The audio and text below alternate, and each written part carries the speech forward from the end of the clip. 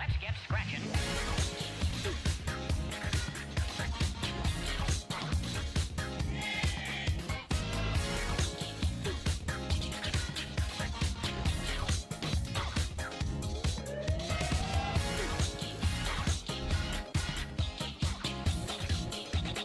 Let's look at the funk.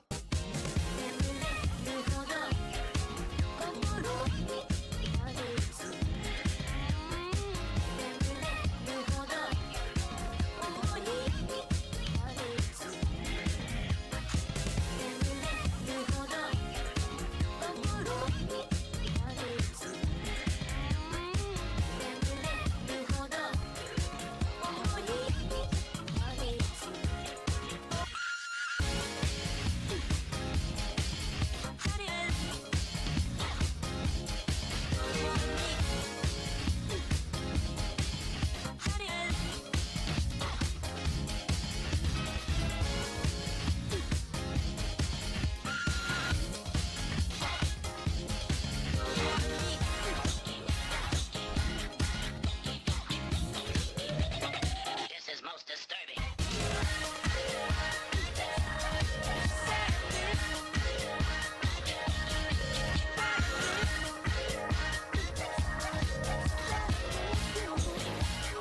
Let's look at the I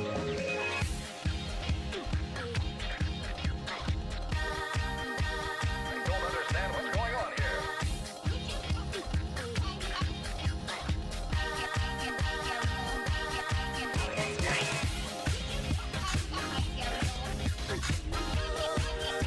I don't understand what's going on here.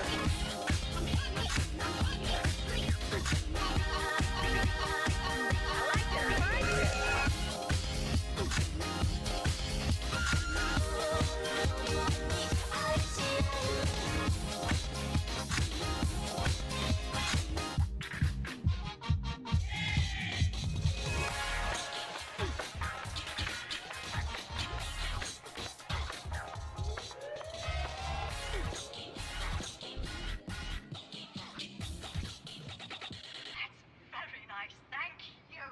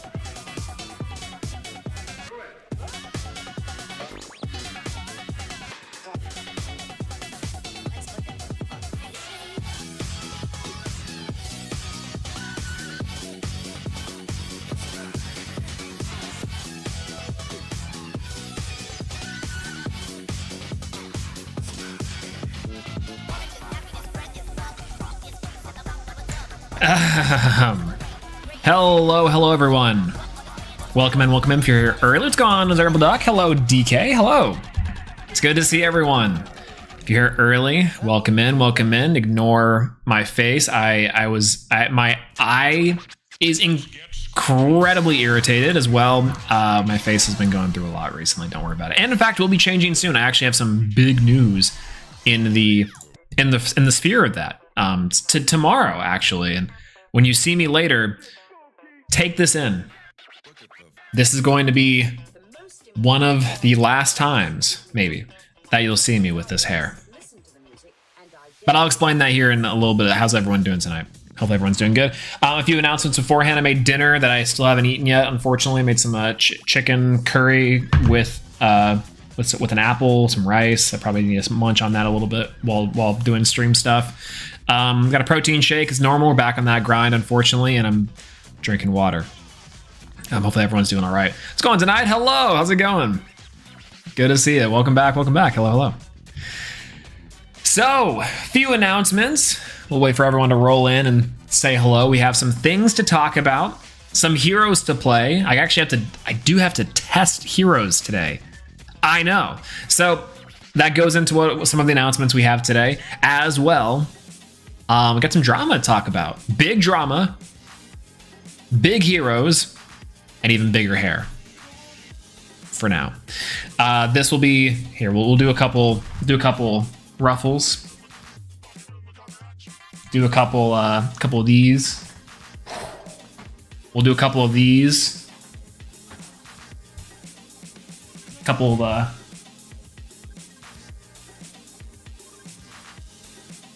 those.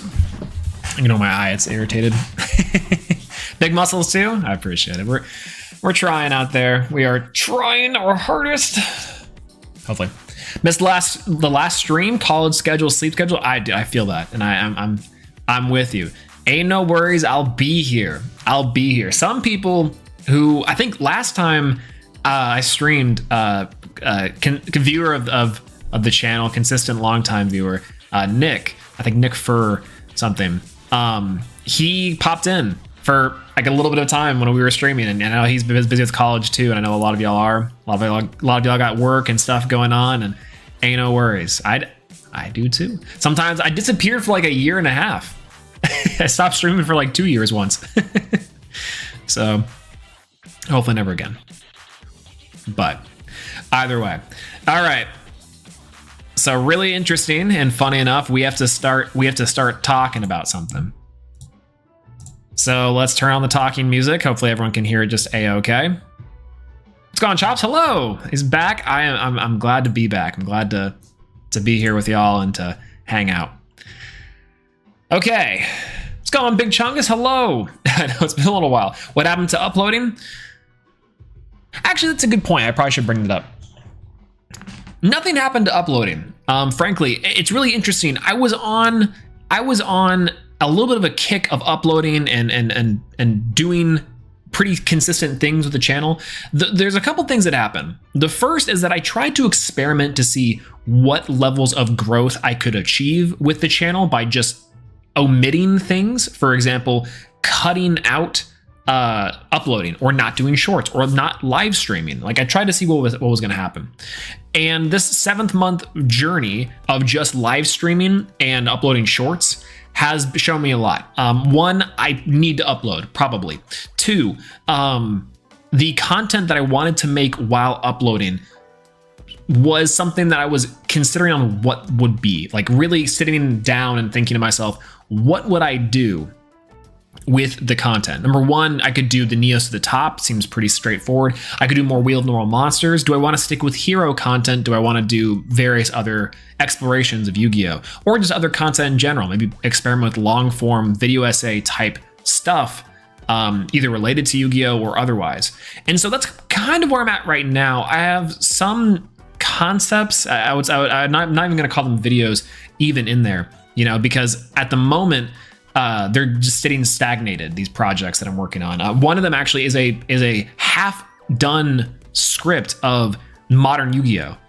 Why modern Yu-Gi-Oh! Is different, why it sucks, and not to say why it sucks is the best way of putting it. Why it's different, why Konami purposefully designed it that way, And then what's interesting about what I think is interesting about modern Yu-Gi-Oh versus old school Yu-Gi-Oh and where we've kind of come to.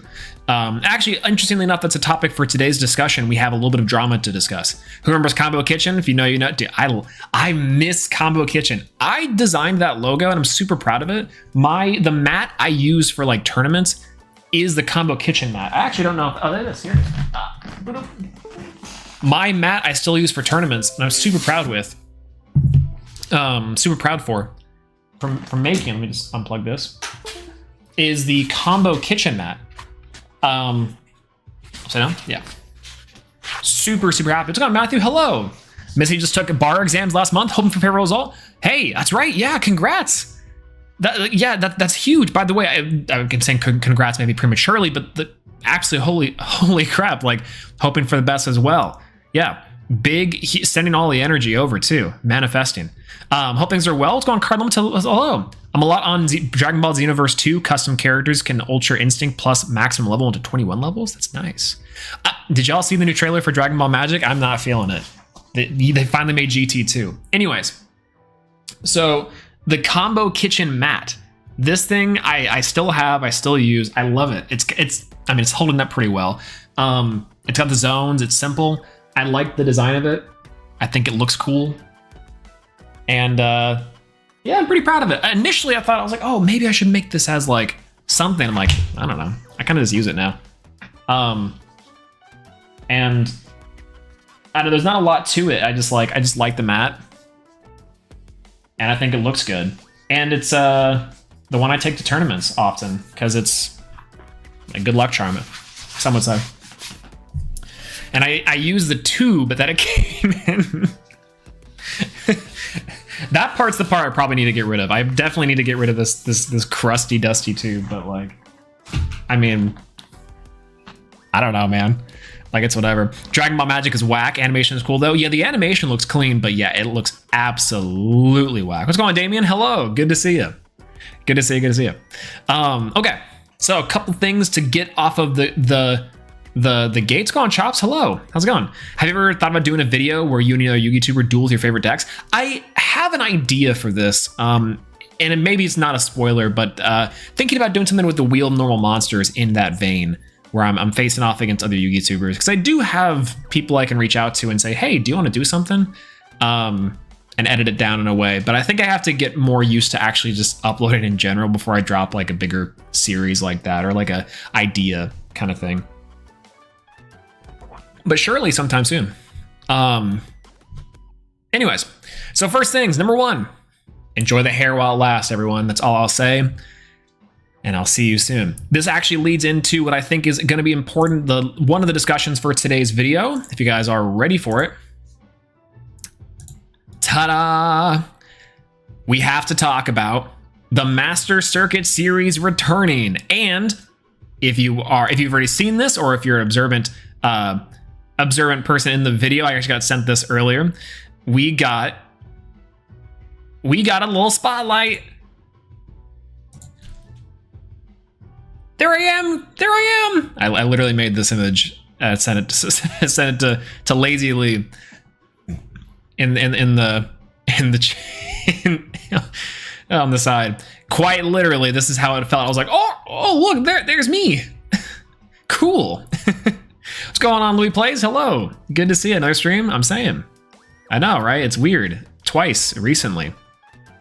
But anyways, so we have the Master Circuit series back online. That's probably a great MBT face to end on.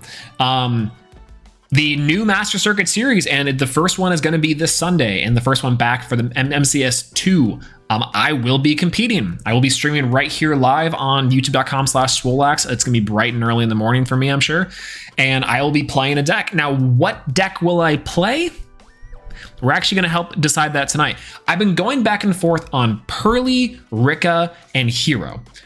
Unironically, I think Hero can do something. You know, there are like going second heroes specifically. All we're going to do is try to break boards. We're going to try to kaiju monsters. Super polymerization is going to be a thing. We're going to try to go for maybe for going first. Maybe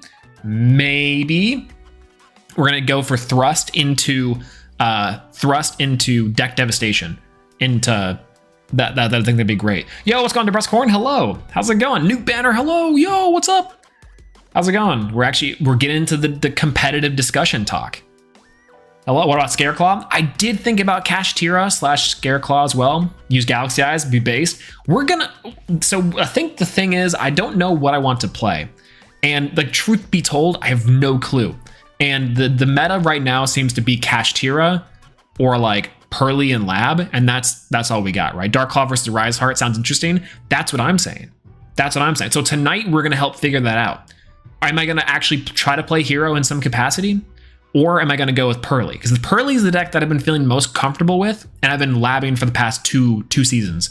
And it's not great. My Pearly list is probably unrefined. I probably need to make it a little better, but it's like a generic Pearly list. Like, I don't know. Pearly's just good in general. So either I'm going to be playing Hero, Pearly, or Rika. Rika, I don't know if I feel comfortable playing Rika in the format. It's good. It is really good, but I feel like it was better in the TCG where you could have like better first turn boards. I think in Master Duel, it's so much weaker for some reason. I feel like it's weaker, and I don't know why that is.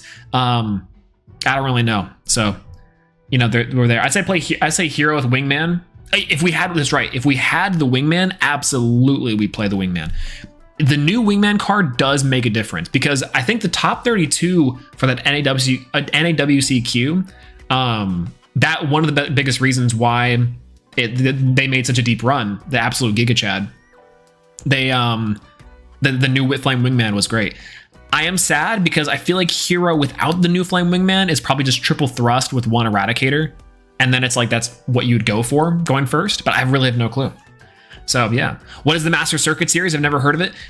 Great question. The Master Circuit series is MBT Yu-Gi-Oh! Along with his tournament staff, a few editors, and a few different people involved, sponsors, etc., to bring us a competitive Master Duel circuit. It is for the previous one was a weekly tournament series for like 16 weeks, and then a grand finals invitational, where if you top the MCS tournaments, you get invited to a bigger, larger tournament. For this one, it's going to be changed. So it's going to be one tournament every 2 weeks, and then a big grand tournament, invite tournament, similar to the last one. Now, the rule set is about how you think it would be for Master Duels. 8 rounds of Swiss with a best of 1. Top records go to a top cut of best 2 out of 3 with a side deck.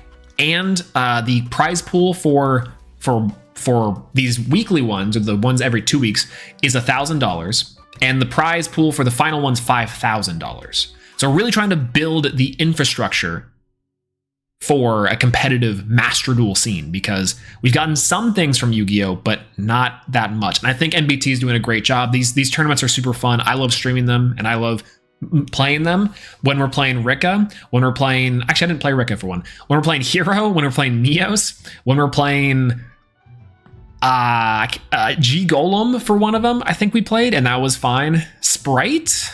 No, we played Hero and made a deep run with Hero against Sprite. That's what it was. Yeah. And that was fun. Full power Cashier with a Rise Heart Maxi, but no Infernal Rage. I'm sane. But for real though, I'm like, okay, Cash Tira is so much better in Master Duel than I feel like it was in TCG. For some reason, I feel like it's so much better. And for what? Like, it's crazy. What's going on, New Box? Like, hello, what's going on, Jay Pizzy? What's going on? I've been playing Yu-Gi-Oh! In months. I mean, hey, I get it. When you play as much Neos and Hero as we do, the copium really gets to you. You know what I'm saying, by the way? It's true. What I'm ready to admit is that Dragon Link in Master Duel is too busted. I struggled with in Game 1 in TCG against Cash, but in Master Duel, Cash is nothing to Dragon Link. It's actually true. So, okay, I just said that Cash is stronger and feels stronger in Master Duel, but in some ways it's weaker. Like, I think decks like Pearly and Labyrinth, and even Dragon Link, especially, I think Trish is going to be playing Dragon Link, have a good matchup against it. Like, they really, I don't know, it feels different. However, it's still the dominant deck. It's just still good. Like, if you don't draw a way to deal with the Arise Heart, it's there. But typically you can combo off enough to where you can get into a position to out the Arise Heart. And that's rough. But I don't know. Ninjas would be a good one. I think honestly we could try for a Ninjas in one of the later tournaments, but this first one I don't know what I'm gonna do. But yeah. Catch the BS boy. It's so true. It's gone overly critical anime. Hello, by the way. With Mind Hacker Band, it's balanced-ish. Yeah, it feels better than it did in the TCG, but it also feels, again, stronger, maybe because the best of one. Crazy, a deck that can put up a macro first turn is like crazy. I don't know, Dark Claw player here, but whatever. Burnt without some new toys. I'm saying, did you see the new insane Gen X link? I saw the artwork. Is it crazy? Are we about to see Gen X? I don't think so, but yeah. The best part is it'll be all on MBT's channel, so it was hard to keep up with the channels on. Yeah, so one thing that the changes from the last season to this season of the MCS is that it's all going to be on MBT's channel. Previously, it was on a bunch of different people's channels, which I kind of liked because you could be a host and try differently. I think Hasher Brown did an amazing job. I think he was probably the best one production-wise over anyone, including MBT. Don't tell him I said that, but who did like the production value well, the background music, the intercuts things. I think he probably did one of the best jobs showmanship wise for the Master Circuit series, which I thought was great. So there's that. It's probably gonna be a little bit, I don't know how it's gonna work with MBT doing it. I think one of the reasons MBT passed it around is because to give him a little bit of a break and maybe a little bit of like less scheduling to do for him specifically hosting, but maybe that's different. I don't know. I'm going to try to get in the tournament next week or the week after, so hopefully it won't affect one of your streams. Hey, if we do, I just pray it's a good match. And if it's not a good match, GG's, you probably won anyways, because Dragon Link is sick. but really, I mean, I don't care. If I meet y'all in tournament, just know I ain't going easy. But if I do lose, just know I went easy. I'm just joking. No. Yeah, well, it dies to one negate, but pretty much you search. The problem isn't the one negate. So you can book, you can like do what you need to, but the problem is that they usually have a Rise Heart plus Unicorn plus the Fenrir, and that's normally enough to make it past games. So you have to have not only the correct removal. Now, what I will say is that the deck does fall pretty short because it doesn't have a lot of true follow-up except for specifically Birth. So if you can out the board, get rid of Birth, they're in a really bad position because the deck also doesn't necessarily maintain card advantage that well. Max C be damned, but you know, hey, typically with the Rise Heart, Max C is like not really there. So generally speaking, for Pearly, that's why Pearly I think is super strong, because oftentimes you can break their board, typically gain a lot of value, and then go into like a huge Zeus, and then just control the rest of the game with Zeus. And that is normally good enough to shut down most Kashtira decks. Now, I think that's kind of different. Anyways, we're doing the Master Circuit series. Master Circuit series this Sunday. I will be streaming it live on youtube.com. We're going to figure out what deck I'm playing today. I don't know what that's going to be. We're going to figure that out sometime soon.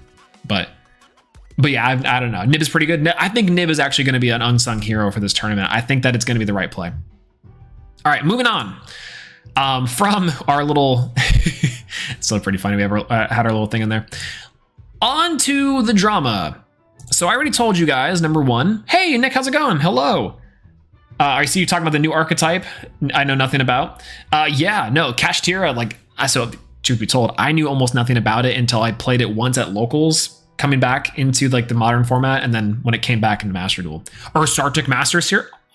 Honestly, yes, we will. I think that's a good idea, because that plays well with the Banishing, by the way. And we can natively play 3 Nibiru because it's a tribute and it's huge.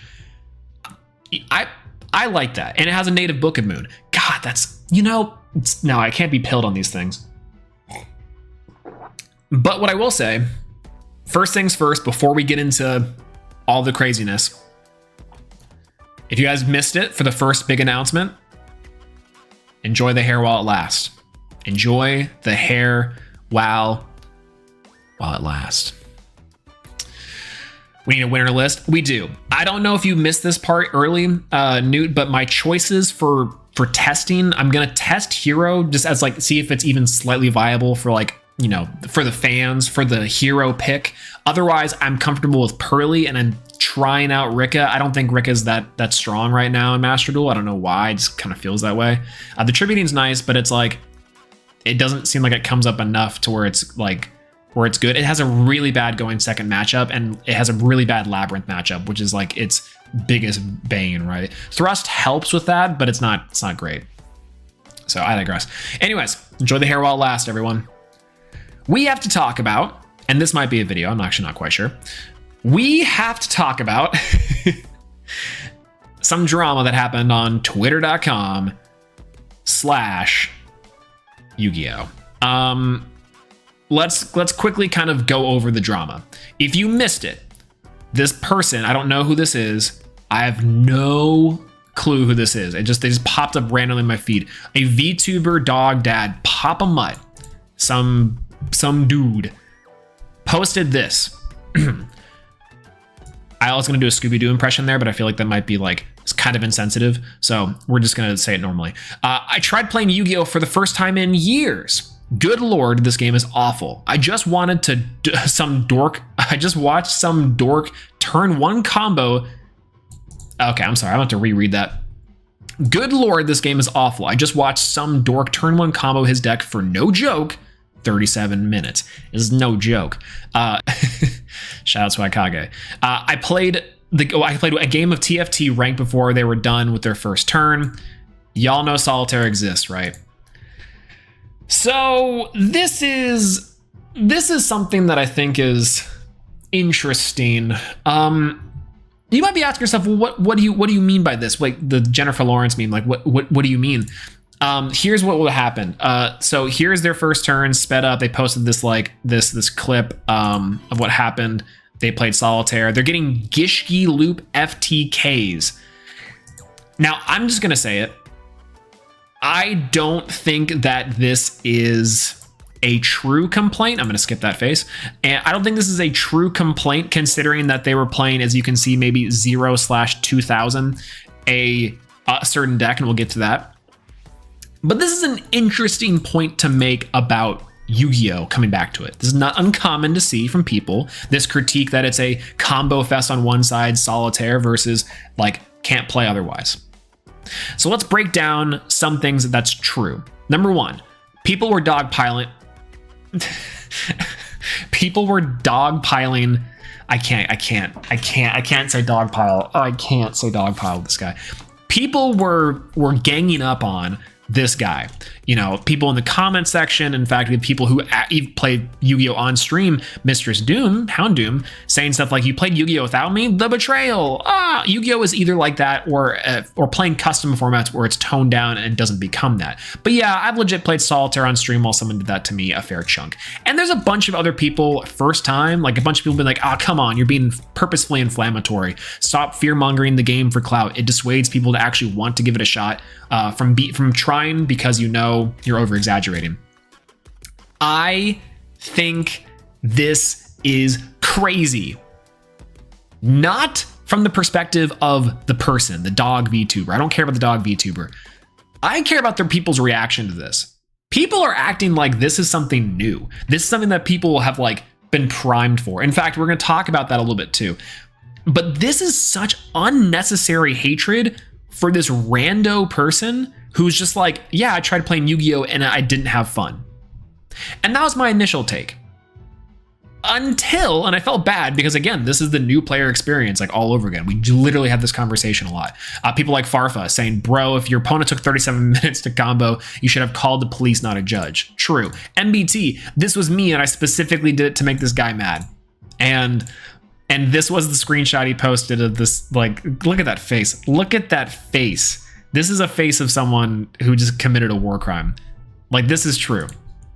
However, people kind of uncovered this game, and I think this is the same one that no, this is a different one. But I guess during that same stream, he was playing Exodia FTK and got upset that his opponent interrupted him and then also interrupted him and then comboed off. I'm sorry. He's complaining about Solitaire when literally a deck designed to play Solitaire is in the game, right?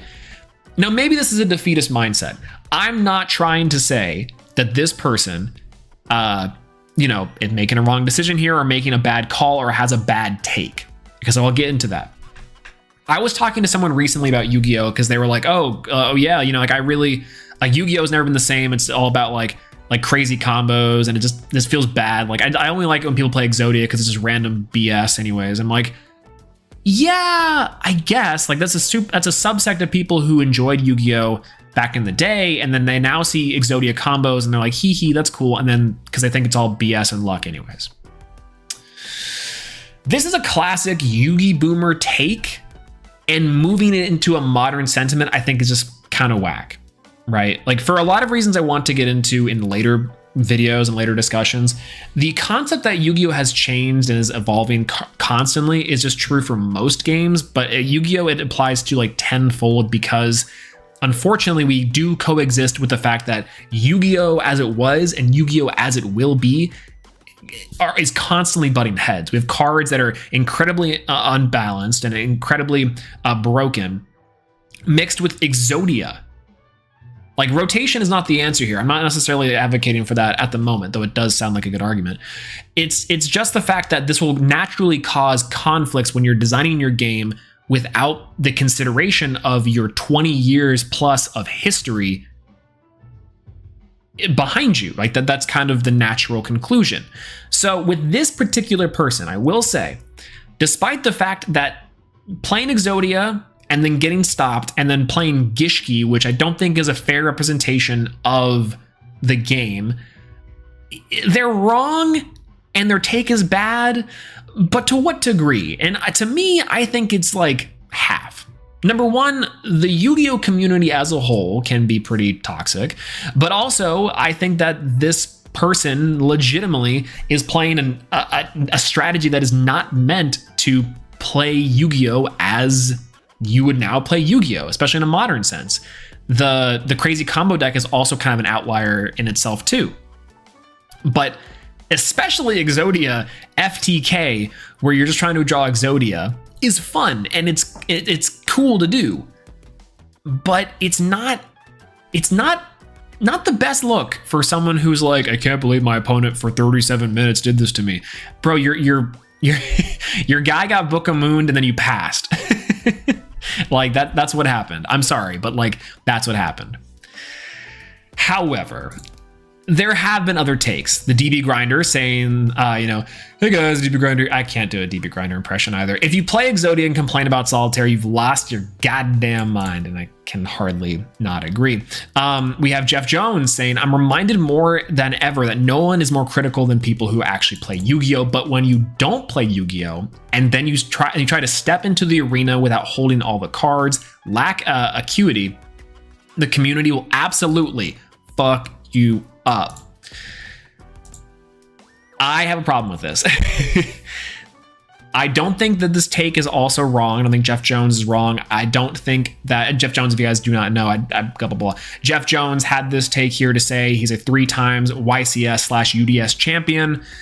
And I think that this is a weird take to have from someone of his position. I think it's a weird take to have from anyone's position of saying like, listen, if you come for the community, you better come correct. I don't think that's a healthy thing to have, a healthy take to have. This random person, this random dog VTuber is just trying to play the game in a way that they think is acceptable, which is up for debate in terms of, did they actually give it a try? And for some reason, this is not a hot take. I don't know, this is not a hot take, but for whatever reason, it's like you shouldn't say like, yeah, if you didn't come correct, like of course you're gonna get destroyed. I mean, like this is weird. This is weird, right? Like it's weird that this specific person became a target for the Yu-Gi-Oh community. Like this hostility that we hold for people who think this same sentiment, that Yu-Gi-Oh is just combo it out or floodgate turbo, is targeted towards this random VTuber. Like that's the part to me that I think is weird, where it's like that part's not okay to me. The random VTuber playing the Exodia deck is whack. I think his opponent playing Gishki is even more whack, frankly. I think that people online saying this is hyperbolic, or saying that they're like clout farming, or just saying these things to be inflammatory, I think is whack. And I especially think that it's whack when someone says I learned today, I'm reminded more than ever that if you're coming for the Yu-Gi-Oh community, you better know what you're talking about. I don't know, man. I think that this take is so old school to have, so gatekeepy to have, and I think it's just not productive towards an actual conversation around what problems the Yu-Gi-Oh community and the Yu-Gi-Oh game has design-wise and also community-wise towards, making a better new player experience. This is the same old stuff we're retreading for years of trying to convince people. We don't need SEMO to fly out to places to teach people Edison of all things to make their opinions change on Yu-Gi-Oh. We don't need to rally every single time someone slightly notable says Yu-Gi-Oh is good actually. No, it's not. Yu-Gi-Oh sucks. Okay, for real, think about this way. You have to be honest with yourself and honest with the people that you talk to. I tried getting my friends to play Yu-Gi-Oh and Modern Yu-Gi-Oh when Master Duel came out. I tried speed dueling, and we had a fun time playing speed duels and some lower powered formats. And these are people who have played Yu-Gi-Oh before in the past in some capacity or have experience with Yu-Gi-Oh before, but they have 42 minutes inside of Master Duel, a couple hours. I have one friend who had 20 hours in Master Duel, and I can't say that that's not enough time to say that they didn't adequately try and play the game or didn't try to play. The new player experience sucks. Trying to get people adequated to what Yu-Gi-Oh has become sucks, and lower powered formats aren't supported enough to where people can have this take. This is not the right answer. You can't dogpile, excuse my language, on this random VTuber who has a cold take on Yu-Gi-Oh just because you're defensive of the game. I get it. We all like this game. It's like saying Xbox sucks, and you're you're an Xbox guy, and you're no, Xbox has a ton of cool games. I get it. We all identify ourselves inside of the personality. Right? It's kind of hypergravity wave. How's it goes? At grad school has been made so busy. It's nice to catch you on your streams. Hey, good to see you. Unfortunately, you're popping in during the drama section, but it's good to see you. And hey, hopefully grad school was not too terrible. I know it's incredibly busy, but it's awesome, right? Yeah, your favorite deck tries to turbo out 3 mechanic locking floodgates. Yu-Gi-Oh does suck. I'm saying. Heroes, one of the most based fan favorite decks of all time, tries to turbo out a Macrocosmos, banishing all decks, Darklaw, a skill drain, and also DPE. Well, and not DPE. That's cards kind of frustrating to deal with, but an IO, an Imperial Order, aka no spell cards. Right? Even the most fun, cool decks do things that really shouldn't exist. I think DPE out of all those cards is the most fair. I love Darklaw. I love Darklaw so much, but I think that those things is crazy, right? And you're right, yeah. Yu-Gi-Oh has an elitism buried into it, and I think some people have called this out, on Twitter. I'm not going to say that this is a constant thing. We have RJ saying deadass think this is a breaking point for a particular kind of tension in the Yu-Gi-Oh community that then opened the floodgates for a lot of people already prone to at least mildly aggressive attitudes to jump into some toxic behavior. And he goes into this a pretty decent thread about talking about how this is not new, this is nothing crazy, but for some reason this is the person that everyone is going after. Emony says one dude has an exaggerated, bad, largely harmless take, true, about the game, and suddenly we have an end of Evangelion level reactions to it. But somehow when folks are repeatedly misogynistic, throw slurs around, and are abusive, we make excuses for them because they play the game good. Okay.jpg. I'm going to leave that one as is and let that one sit. I'm not going to necessarily weigh in on that too heavily. But what I will say is that I think it is a bit weird that this rando VTuber, random guy, is Yu-Gi-Oh Solitaire, and then all of a sudden we're oh no, actually, and are quick to disprove his play and his play style, are quick to say that they're wrong. And I think the unfortunate truth about both those things is that there is a lot of evidence to say that, yeah, I mean, like you're playing Exodia and your opponent's playing Gishki, so you're playing against a deck that's supposed to combo off and do what they do. You're also playing a deck that doesn't want to play with your opponent, so it's like kind of hard to take this criticism and this critique very seriously, but I think it is, at the end of the day, valid. Yu-Gi-Oh! As a new player experience and as a new player thing as a whole just sucks. Like, there's no good way of saying Yu-Gi-Oh! Is healthy to bring in someone new too.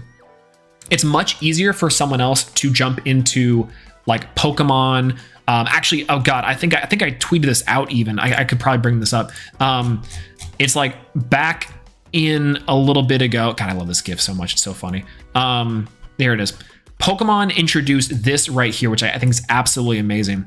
And that is introduce new trainers to Pokemon battles. Get everything needed for people to learn, train, and battle using streamlined rules of the Pokemon TCG My First Battle. This is insane. This is awesome. Look at this. Why doesn't Yu-Gi-Oh! Have this? Like, you would say to yourself, well, Swolelax, they're coming out with a 2-person set. Or maybe they did. I forgot. And like, Master Duel might be the gateway and all these things. They are literally handing people the keys to the kingdom. They're saying, play our game, please.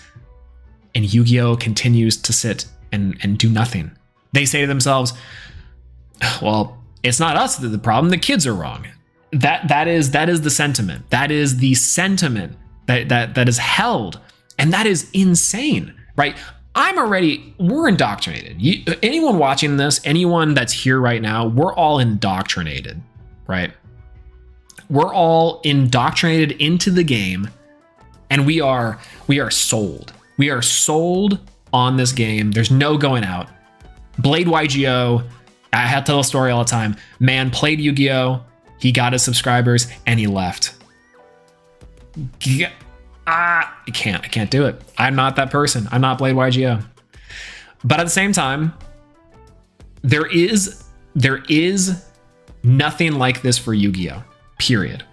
Except for, and I'll mention this, Rush Duel, Speed Duels, and Duel Links.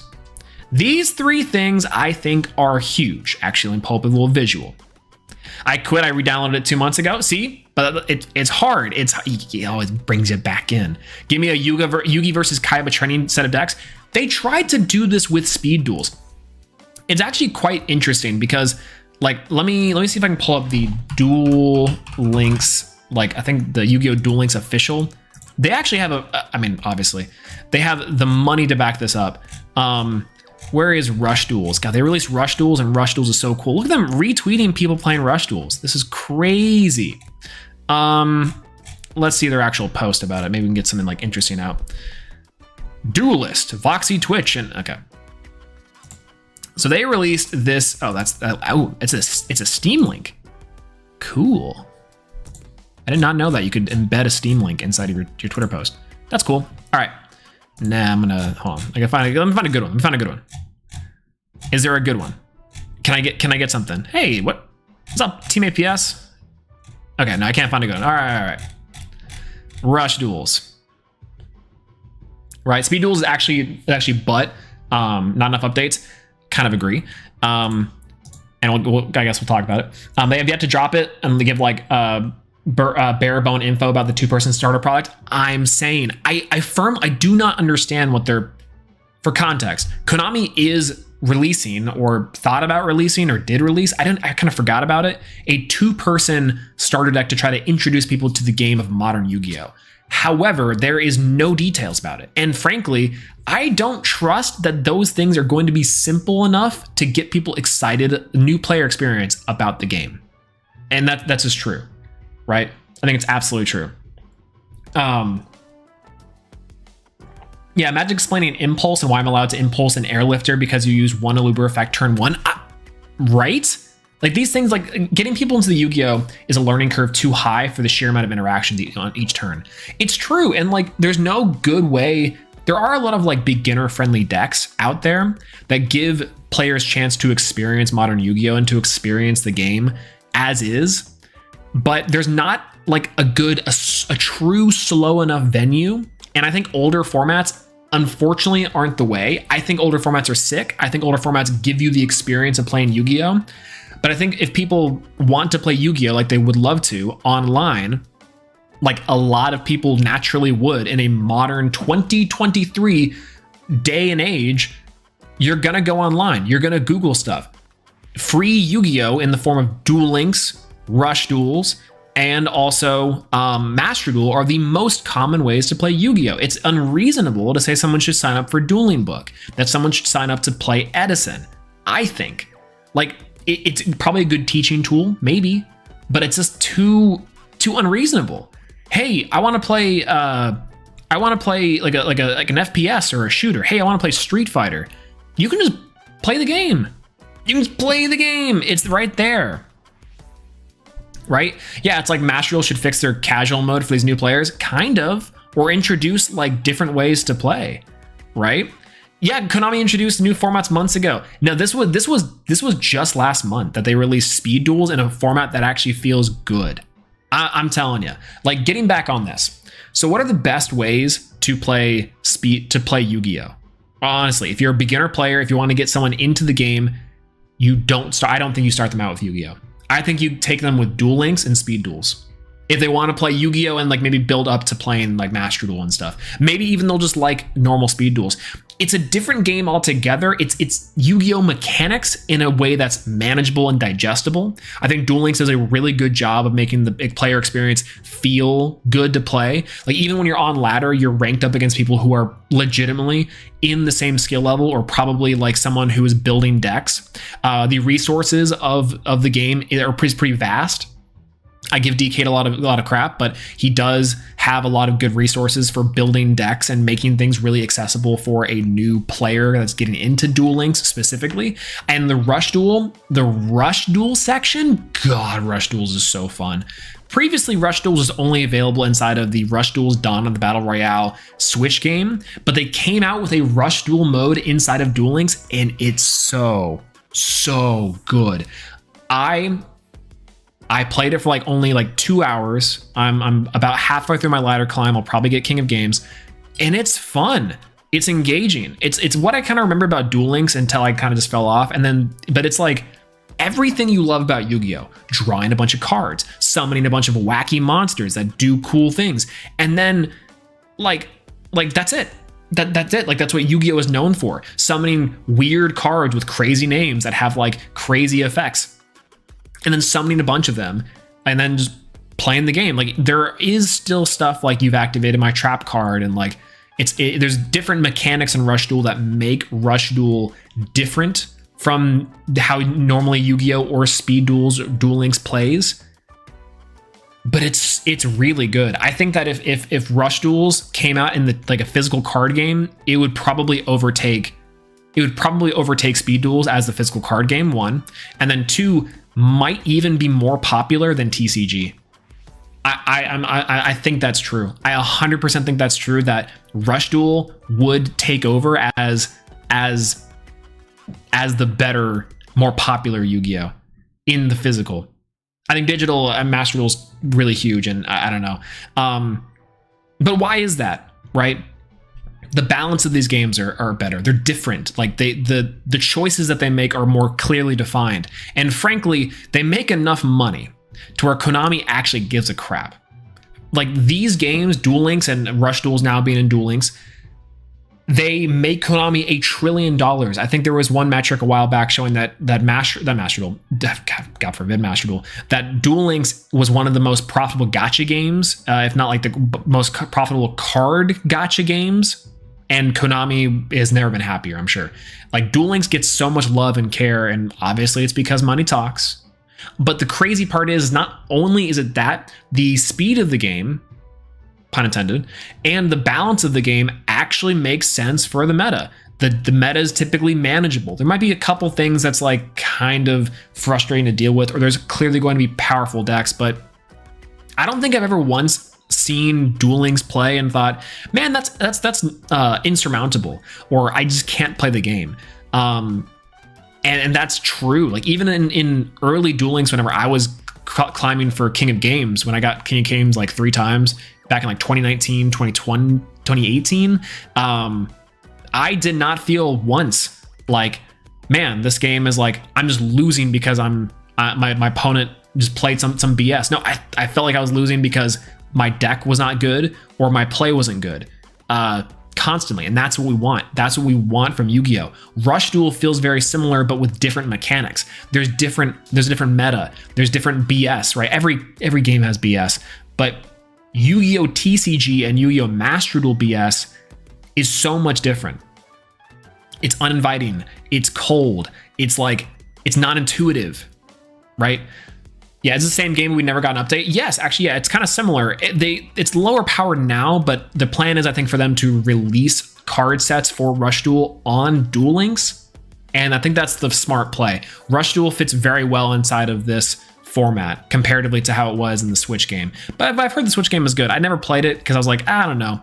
But after trying it out and after seeing people talk about it and see how cool it is and fun it is, I legitimately think Rush Duels is a banger. I think Rush Duels is like probably one of the best ways to play Yu-Gi-Oh! And if they had physical cards, I'd get every single one. I'd probably try to buy the sets. It'd be a really cool, fun draft. Be a great time to drink with friends. Like that's the important part. Most of the time, like in any game, but especially in Yu-Gi-Oh!, the balance between this is BS and like I'm actually a god is way out there. What's going on, Lazy Lee? Hello. How's it going? We're in the middle of Yu-Gi-Oh! Drama at the moment. And we talked about the MCS, we talked about my hair eventually doing something. But yeah, to be fair, the meta of Multi-Strike Dragon and Rush Duel, it's incredibly fair to deal with compared to anything in the TCG Online. True. The Multi-Strike Dragon is super powerful, and like, man, it sucks like if you can't out it turn 1 because then you just like die. But it's fair. There's tons of cards that deal with it, and it's like you have to kind of use your brain and deck build around the fact that the card is in the meta. Plus the fact that you can't use that card in conjunction with other cards that are at limited 3 means that you either are building a deck that's Dragon Casters or like a few of them that are like Warrior Tribute Stall. It's like that one dude with like the Triple Tactics Talent, the fan. I would say the Triple Tactics Talent fan, like, you know, don't have a reference for that. But do you think Master Duel is failed experiment to get people to play paper, and that's why 3 meta decks have been expensive? No. So I'll explain that in a second.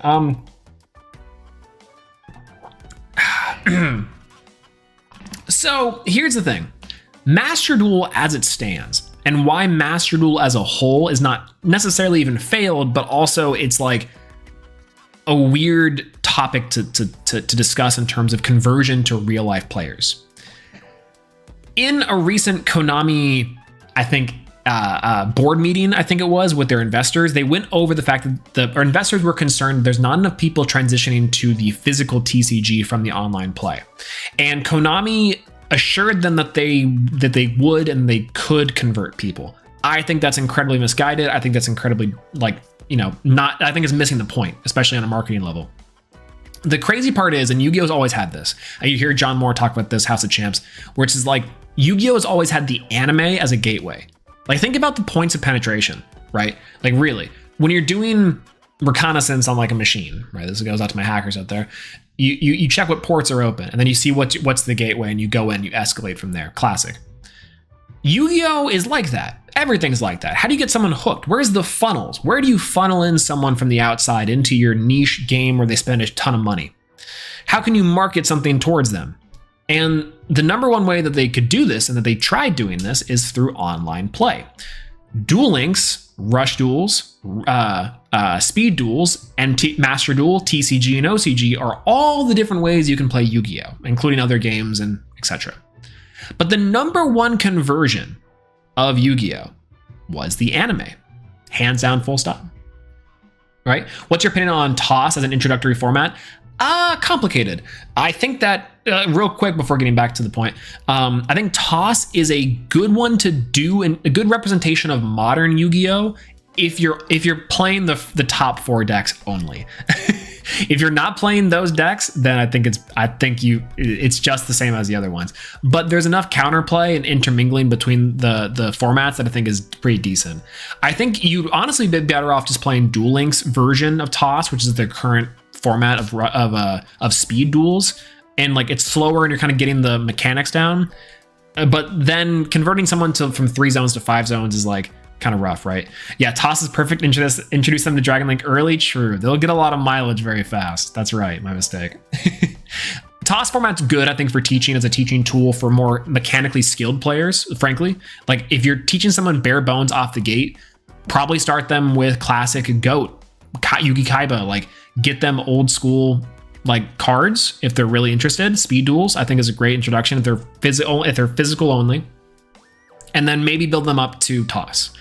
Like I think that's kind of the problem that we're getting at, though, is that I don't personally think that's a viable / good alternative to just like telling them don't play, because at that point you're having to take them through Yu-Gi-Oh's history to teach them how the game sped up, what's different. And that's, I think, the problem ultimately, is that you have to know this encyclopedic knowledge of Yu-Gi-Oh and like skill to actually get good at the game really early. Pack is not the example. I know people talk about Pack as a good example of someone who started playing Yu-Gi-Oh in like 2018 or 2016, whatever, and then is now one of the best players of all time, like full stop, period. And I think that's an exception, not the rule. I really do. I think it's possible, really it is. And I agree with Simo. I think Simo said the sentiment that if you put the time and invest in, you can really, really go far. I just think that Yu-Gi-Oh's basic design, basic card philosophy, the way that you play and how they introduce players into the game, I think that how they divide their attention is not seated well to introduce and maintain new players. Actually, it's a good transition back into what we were talking about, in that Yu-Gi-Oh! The anime was the #1 gateway into Yu-Gi-Oh! Oh, I remember Yu-Gi-Oh! That's with Summon Skull and Dark Magician, right? The Blue Eyes White Dragon. Yeah, that was sick. Yeah. And then, you show them Yu-Gi-Oh! Now and they're like, oh, that's cool, dude. Yeah, neat. I've had so many conversations where people are like, oh yeah, no, Mason's the Yu-Gi-Oh! Guy. And I'm like, what? And they're like, yeah, no, no, trust me, this person plays Yu-Gi-Oh! And then I talk to them and it's like, oh, you play like Yu-Gi-Oh!, but you play Yu-Gi-Oh! Like the Ackman plays Yu-Gi-Oh!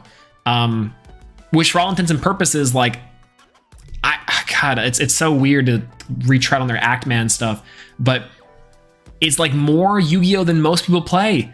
And that's like it's not an uncommon take to have.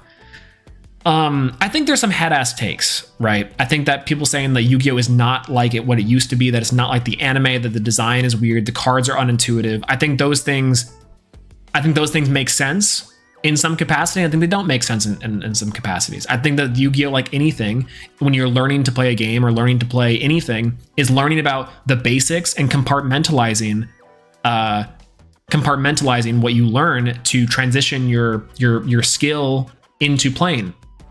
And everyone plays differently, right? Everyone plays differently and has different play styles and engages with the game differently. And to answer your question of like, well, when does it start getting fun? That's the neat part. It doesn't. Like, I think that's the crazy interesting thing, is that inside of Yu-Gi-Oh! The point is to do crazy stuff, build cool decks, play with your favorite monsters, and make flashy, cool combos or do fun, crazy anime level things. However, is that like those things don't happen, I don't think, right? Not for the average player, and they don't happen until you get into hour like 1,000.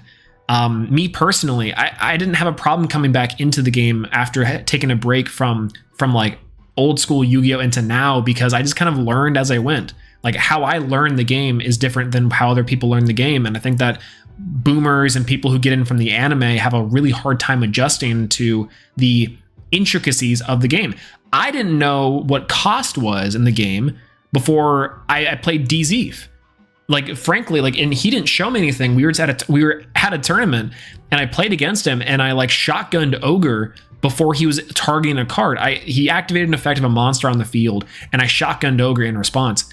That's not how Yu-Gi-Oh is played. There's a cost. There's like a phase of playing, and I didn't really follow it. I was just like, what do you mean you have to target first and then I get to respond? Like that's embarrassing a little bit for me, but also for the fact that like that's not an uncommon response, right? Like after learning that, it stuck with me. And after learning what targeting is versus non-targeting, what struction and send, like all these things, whatever those things mean, it kept with me, right? It's like when you're learning to play any game, is that you learn about something, you retain the information, you apply it to the next time. That's also if you have the want and the will to get better, to continue to get better, to continue to play, to not drop the game, to not say this game BS, right? And so it's half player and it's half game. For me, I stuck with it because I felt like, well, one, I'm a competitive guy. Two, I actually think that this game is worth playing in some capacity, even though I think it's bad. And then three, the way that I like to play, Yu-Gi-Oh likes combo players. It likes people who play certain play styles, and I think that works. I don't think that people who get into Yu-Gi-Oh from the anime are going to have a good time. I don't think that people who are expecting to play You Activate My Trap card Mirror Force are going to have a good time. On average, those players aren't retained, and those players are not lifelong Yu-Gi-Oh players. Lifelong Yu-Gi-Oh players are ya boy. They're you guys. They're people who like maybe on and off keep up with the game, maybe watch people play, but ultimately is not quite there. This kind of talks back again what we were talking about and a little bit of what we were saying in terms of Konami's strategies for getting people into the game. They said we're going to have a 2-player set. We don't know a lot about it. They can't compete with Pokemon and even Magic to some extent, and even Hearthstone, its contemporaries, Alestrals, God forbid, with new player adoption. Even their digital titles have varying levels of success when it comes to the new player experience. In fact, their mobile game, Duel Links and Rush Duels, I think are the best and retain people the best, versus Master Duel, which is so much better than those games, but it just does not work. There's no more anime, and if they do make an anime, it's a hard fine line between making a decently fun action card anime versus transitioning them into real players. The physical card games, how do we sell the person? In fact, if you haven't noticed, how does Yu-Gi-Oh's card design work with maintaining and gaining new players? They consistently put out cards for older archetypes and older anime fan favorites, which is great. However, those things aren't congruent and aren't actually good enough to compete in the meta half the time. They're releasing a new Goblin archetype. There's a new Goblin archetype coming out. Why? And this is maybe a little bit tinfoil hatty, but to me, that screams insecurity. Like not to just throw insults, but to me, it screams, hey, we're not getting new players with our older cards, with Blue Eye support and etc. Hey, we're not really getting new players on these other fronts. Let's design for people who used to play, right? We talked about this concept a little bit on stream a couple days ago, which is that Yu-Gi-Oh at the moment is really preoccupied with taking people who used to play, who is kind of familiar with how Yu-Gi-Oh played, and saying, oh, I used to play Goblins back in the day. Oh, Goblins are cool. I remember Goblins. And then are bringing them back as archetypes. That's not new, but there's a pretty interesting thing they're doing when they are constantly releasing updates, retrains, and archetypes of older fan favorites. And this is, again, not new, but it's like the amount that it's happening, I feel like, is much more than it used to be. And that's crazy. Right? What's going on, Nox? Hello. What's going on, Zoltar? Hello. The new Gen X link is cracked. Yeah, like it's like the amount of older cards being retreaded are fascinating to me, because to me that screams that they're having a hard time getting in new players or trying to sell the cards that's popular, right? The new cards that are new decks that Yu-Gi-Oh is known for, at least for me, it's like they're retreading, they're going backwards because they're trying to say, okay, hold up. Everyone who's not playing this game, get out. People who used to play this game, you stay. Like, that's how I think Yu-Gi-Oh is operating right now, which is super strange. New players are generally not welcome, or if they are welcome, it's hard to keep them. So what do? We take people who are who've already tasted the forbidden fruit. They've already had a little bit of a taste, but they left a while back. That's cool, right? But I don't know. You say that, but the community and newer players spit back at Konami for making cards play different, like cash and tier. So what's the right strategy? Excellent question. Unfortunately, I think is to design a better game. Like, honestly, at this point, I think that there is not a lot saving the game in terms of how do you maintain new players. I do think that you have to start them off. There's no option to start them off with a slower format. Something like Duel Links or Rush Duels are perfect. I think these games are great for introducing a person to the game and having fun anime strategies. Again, going back to what people recognize from Yu-Gi-Oh and mixing that with like decks and different cards, not just like Yugi and Kaiba and Blue Eyes, with like what they're familiar with. You know, we do constantly give Konami crap for releasing decks like Kashtira and Tier and Sprite and all these things, these modern powerhouses, because I think we're also all feeling the wear and tear. We're feeling that the game in the power creep is at a level that is so unsustainable that every long while we just get something that we're like, oh god, that sucked. We just got hit with the truck. And then every other couple formats, it's like, oh, that format was good, this format was bad. But we haven't had a consistent run of what we feel like is a healthy stage of growth for the game, at least I feel, in a very long time. Like MBT during COVID, and then a couple years after made a game about how he made a video about how he's not been feeling Yu-Gi-Oh recently. That's big. That should be telling. Like when prominent figures of the community are being like, I'm not really having fun with this game every couple of years, that's not good, is it? Like, that feels weird. That feels bad. And like I said, we all go through these cycles of being into the game, out of the game, into the game, out of the game. But at the end of the day, like, it's weird that there's not a consistent growth pattern with Yu-Gi-Oh. And it's these like massive periods of being like, we're so back. And then even lower lows of being like, it's so Jover. And I think for me personally, from someone who has like I think a realistic expectation for this game, is that I think being somewhat of a defeatist, a little bit of a nihilist in this situation, admitting that it sucks, admitting that it's all bad, and that you should just take what you get, try to enjoy the game on the level that you enjoy it at, right? And understand that if other people have an opinion on this game that is less than stellar, that's fine. That's chill. Like I don't know, play something outside of Yu-Gi-Oh to experience it, right? I don't know, like I feel like this is not uncommon for other games to trash on a game or to trash on like a thing. Someone said that if you came in and played Street Fighter and then got bodied in Street Fighter, then you came out with a video and like a tweet saying Street Fighter was the worst game of all time and that it was bad, that Street Fighter wouldn't do this to you. Street Fighter would. Every game would do this to you. Every community loves their game and would definitely say like, give it a shot. Like, what did you do? You're a scrub, like, etc. But at least with Street Fighter, there is a direct line for how to get better, how to get good, how to learn the game. Yu-Gi-Oh doesn't have that. Yu-Gi-Oh does not have a direct line and correlation where you can say, start here.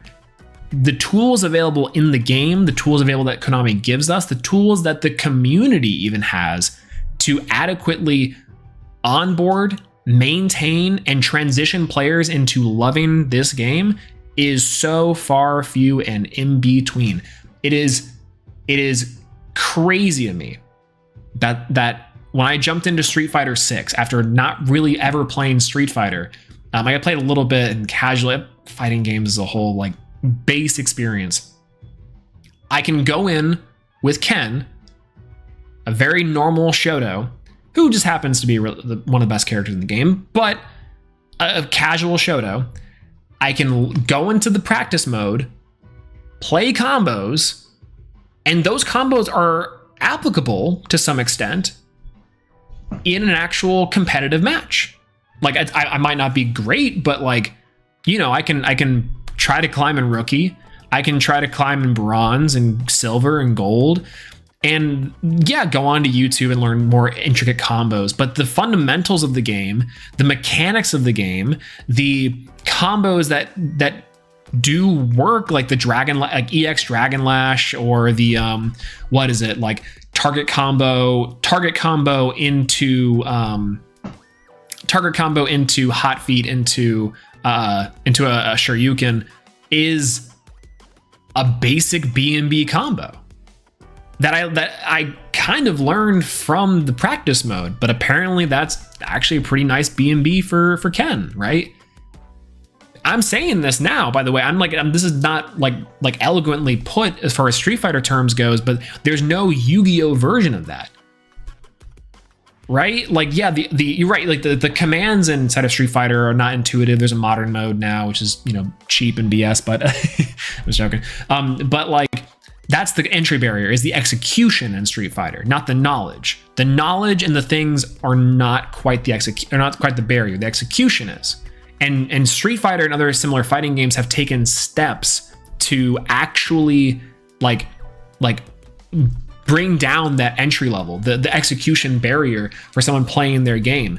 Yu-Gi-Oh has not done that. Yu-Gi-Oh refuses to do that. As far as the TCG goes, I think Rush Duels and Duel Links, I think, are great examples of trying to do that. But the games are branch off into such dissimilar paths that you can't transition someone from Duel Links into Master Duel into TCG as easily as you could for someone playing, let's say, Street Fighter 5 or Street Fighter 5 to 6 or 6 back to like 3, right? Like the point I'm trying to make here is that the amount of the entry barrier to Yu-Gi-Oh is high, and it continues to rise. The skill ceiling is super high and continues to rise. But the skill barrier needs to be down here to adopt this game and make it like the worldwide phenomenon that it can be. I think that Duel Links is supported well. I think Duel Links is positioned well. I think Rush Duels is cool, and Rush Duels is positioned well. I think Master Duel and I think the TCG are not. And it does not help from a community standpoint that we consistently push out people who are giving an effort. This person, I'm trying to find their tweet, and they're like, haha, okay, I get it, gamers. I promise I won't play Yu-Gi-Oh ever again. I've uninstalled the game. I won't talk about it, stream it. You guys win. Y'all build different. Please stop telling me to die in my DMs. Lamau, you guys win. Your card game is safe from me playing it. Even as bait, even as a joke, that's bad, right? Like, that's bad. Even if this person is like skewed wrong, even if this person is like, well, they played Exodia FTK versus Gishki, like the validity of their sentiment is not too dissimilar from what Raren said, from what a lot of people say about Yu-Gi-Oh. And this is what we do. We push and push and push, and we say, why won't you play our game? It's not that hard. And then, oh, whoops. We drop the ball. Come on. Like, we're not emotionally mature enough to handle it. I get it. We're not people who can take nuance easy. I get it. That's the internet. But like, this is depressing. It's depressing. It is. This person, I get it. I do. I really do. I look at that gameplay. I look at the clips of people clowning on this guy. I see what he was playing, and I'm like, okay, like, listen, he didn't give a fair shot. But this is a growing problem. This is a growing problem, and we're just ignoring it. I don't know. Maybe that's my hot take. Is ultimately I think Yu-Gi-Oh is we should assume Yu-Gi-Oh sucks and is difficult to learn, not intuitive for new players, and is not getting better until further notice. Actually, on that note, here's my advertisement for you. Play Rush Duel. Play Duel Links. It is super fun and super cool. I think this version of Duel Links is sick, and I'm sad that it's not in a better client, because the Duel Links client freaking is awful. You have to go through like a billion gotcha game like windows and X out of things, and it's so expensive to try to build a deck in this game unless you've been storing gems for like 7 years. But if you can get past all those things, then this Rush Duels is awesome. Rush Duels is super fun. And Duel Links, frankly, is cool. And Duel Links is also awesome. When are you going to stream Rush Duels? I think we're going to stream Rush Duels a lot more. I want to play Rush Duels and get to King of Games, and think we're gonna play it. I've been having a lot of fun with it. So I'd rather support the physical Rush Duels with money. I agree. Konami, give me physical Rush Duels. It's so cool. Let's go on 23 Lawrence. Hello, by the way. Cool shirt. Thank you. This is my Hype Land shirt. It's not quite the style I wanted in. I wanted it a little bigger, but I ordered a medium. I think I ordered a large, actually. I needed to order an extra large or something, because it's a little bit tight where I wanted it to be like looser feeling. But I think the design is sick. That's such a cool shirt. But yeah, like, Konami is not Pokemon, and they need to just accept it. Just copy your competitors. It's not that hard. All right, that's my rant about this. If you guys missed it, we're gonna be doing the Master Circuit series again. We're gonna be playing Master Duel, the game I just complained for like an hour and a half on Sunday, and I'm gonna try to make a run. What we're going to do now, post drama talk, post Master Duel talk, which, by the way, I make a cameo in this video. There I am, Gary. What we're gonna do, I'm gonna pull up Master Duel, and then we're gonna play and test Hero. Unironically, we're going to test Hero. We're going to test Hero inside of Master Duel, and we're gonna see if it actually works. I think we're gonna see what's going on. Playing Fire Emblem Heroes. I've heard Fire Emblem Heroes is actually a pretty fun gacha game for the most part. Yeah, I don't like how smooth the Rush Duel cards look. Name of the video. The name of the video that I appeared in, it's on MBT Yu-Gi-Oh's channel. It's the Master Circuit series is back. But Eclipse over Moon and Master Duel, I like Book of Eclipse a lot, but I'm kind of curious to see if Book of the other one, the new one, is good. But yeah, the Rush Duel edge is weird. It looks weird to play, and Summon's Skull feels kind of weird, honestly. Like, I don't know how to describe it other than just like weird. Weird is like the best way of putting it, because like the art looks super anime, which I know is weird to say, but it's like that it feels weird and feels different than the normal, but you kind of get used to it, especially for the new cards. The old cards they do like retrains and retreads for don't feel the same, and they feel a little icky not to have like our card art, like the art, like the card art we know and love. But the new cards are fine, and the new cards are like, you know, they look like new age Yu-Gi-Oh cards. They have like a separate design team, I'm sure. Hey, so I've already pulled, well, one, I finished the Duel Pass. I finished the Duel Pass already in this season. I didn't buy it yet. I'm going to do it now. I have not purchased it, and we're going to receive all 148 things of it, and we're back. We're super back. The new pack that came out inside of Yu-Gi-Oh with cards including Triple Tactics Thrust, the end of Master Duel as we know it, Theosis, including Kashtira Rise Heart, which this card is busted. Good reprints and some really cool stuff like Rescue Ace Turbulence, which I'm kind of down for. Most importantly, though, Triple Tactics Thrust is probably the best one to get out of here. I already opened this pack a lot. I actually have some confessions to make. While I was testing, after signing up for the MCS, I was testing new cards, and I was testing a deck like Rika. I don't think I like this build, but it's there. I don't know if I saved it. I don't think I saved it, but I did get the FTK. I found a way to get the Red Eyes FTK. it took having 3 copies of Serial Spell for me to get the Red Eyes FTK. It was awesome. In turn 1, what I did is I drew 1 Red Eyes Fusion and 1 Infernal Fire Blast and 1 Serial Spell. That's it. And then we summoned Meteor Comet Dragon, and then we just FTK. We burned for game. It was awesome. It was hilarious, and I wish I saved it because it was hilarious. But more than often than not, I've been playing Pearly.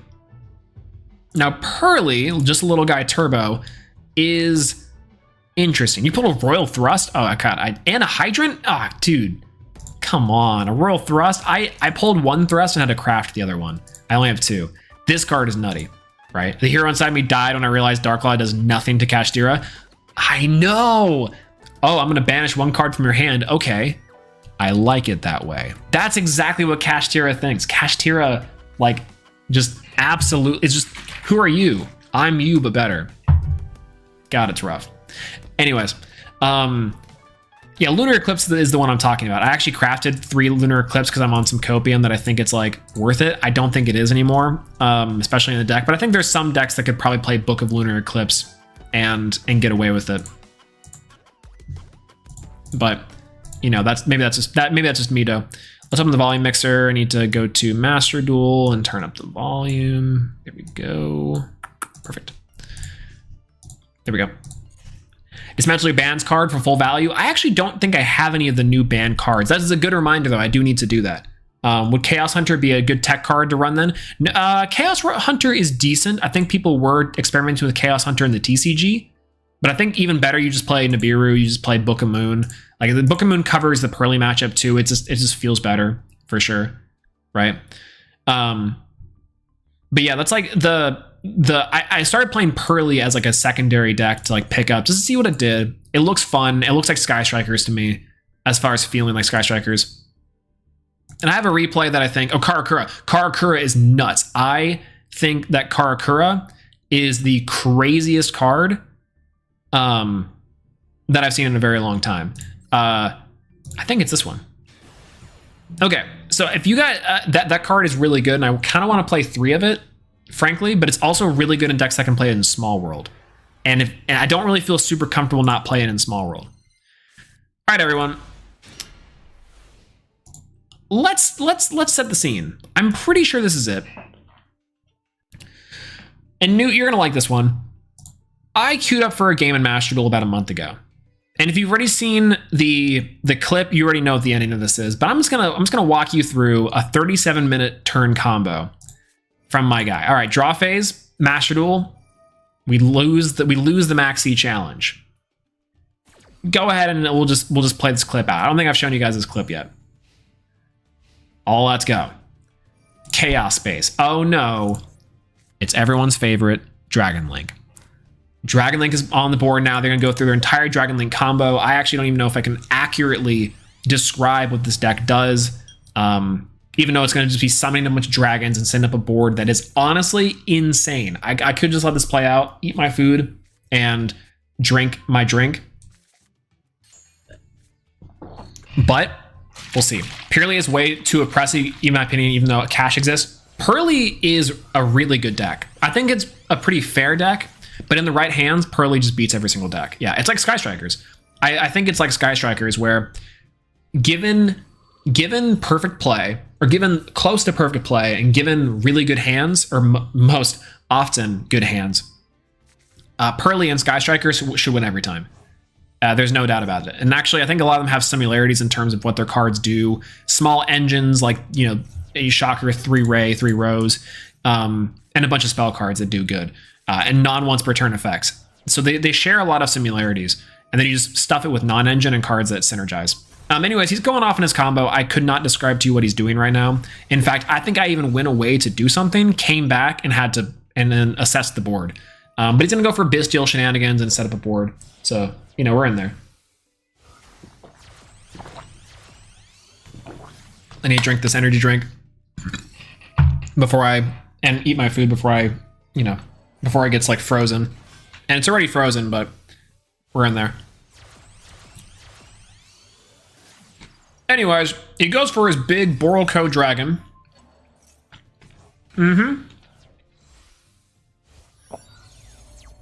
Right? Does this guy know how to play against Pearly? An uninterrupted dragon board should never lose to his hand. That's what I'm saying. We'll break down how I do it, because it's actually much simpler than I thought. I don't think he makes a bad call, but there's not a lot he can do, especially because he's fearing like the triple tactics talent. The one thing I will say is that I don't understand why they when they eventually go for Red Hot Dragon Archfiend, why they didn't negate something, but oh well.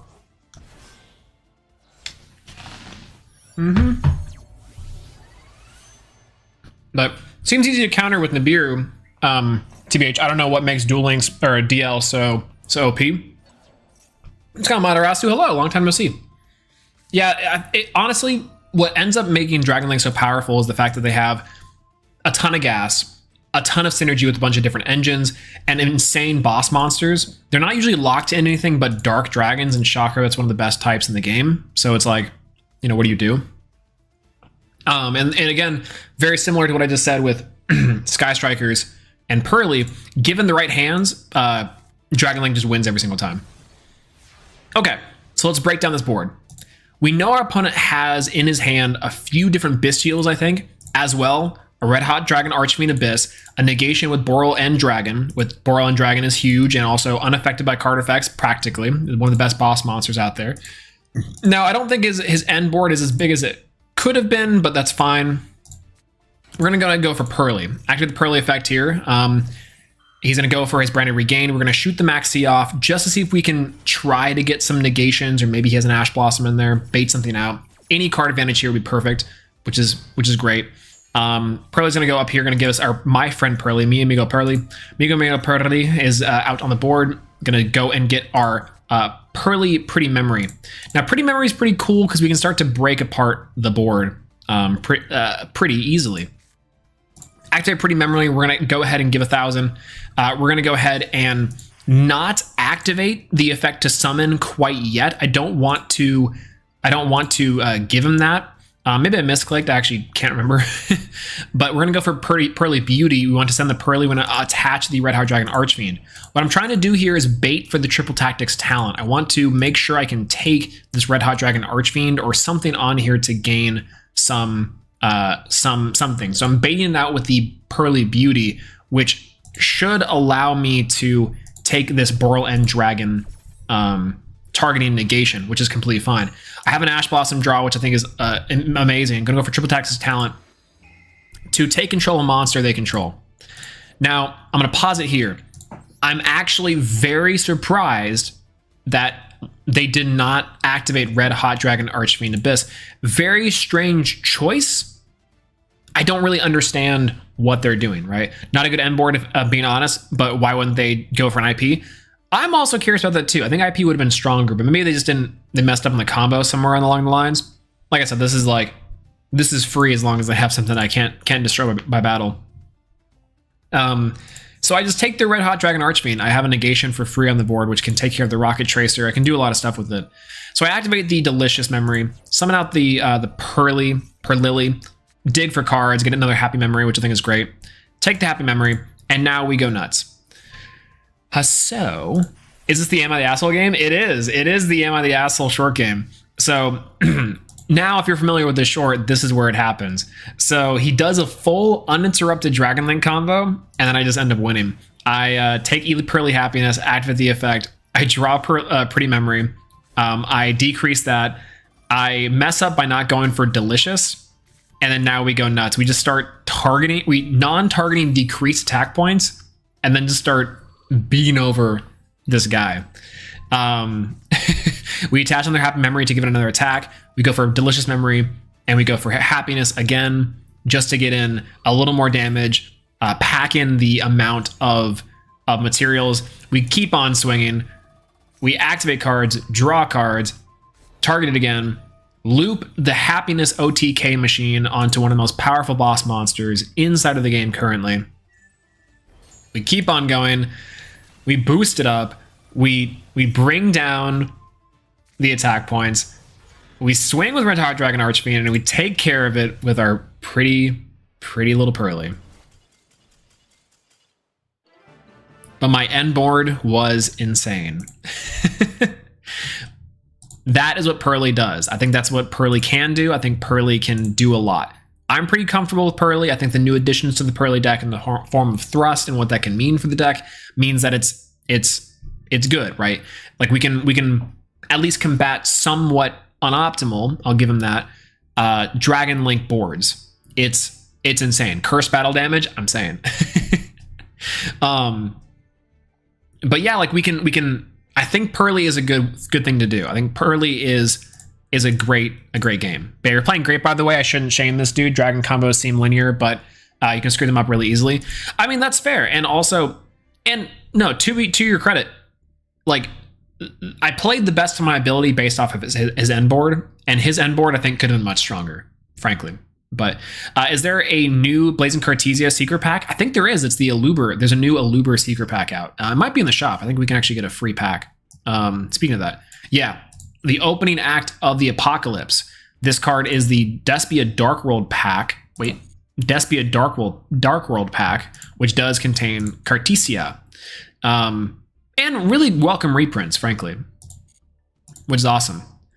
But yeah, so all you need to see what I'm going to DM you. Okay, I got you. Love the flow of the secret packs coming in lately. Me too. I think that it's good. They're still missing secret packs for like Therions, which I think is weird, but oh well. Anyways, so here's where I'm at.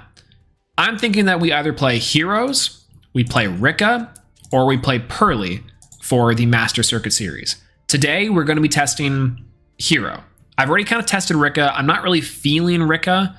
Like the Rika baby deck that I have here, which honestly needs a little bit of an update, is about what I think would be the best choice for this meta. It's still, I think, the best option, even over the Therion version. The Therion version is still very solid, but oftentimes can feel very stagnant against a deck like against many decks. Though what I will say is that Kurikara,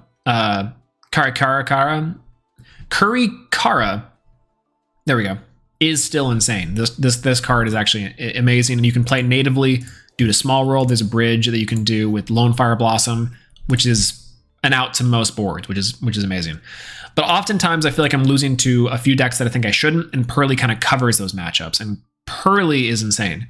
Yeah, Pearly just needs to hope they don't run into a really skilled Madolche player. Kind of, like there are decks that Pearly does get washed by. I think there's a good back and forth. But Cash is the deck that it's also the other option to play, but a lot of people are going to be on Cash. So anyways, let's talk about Milquetoast Hero.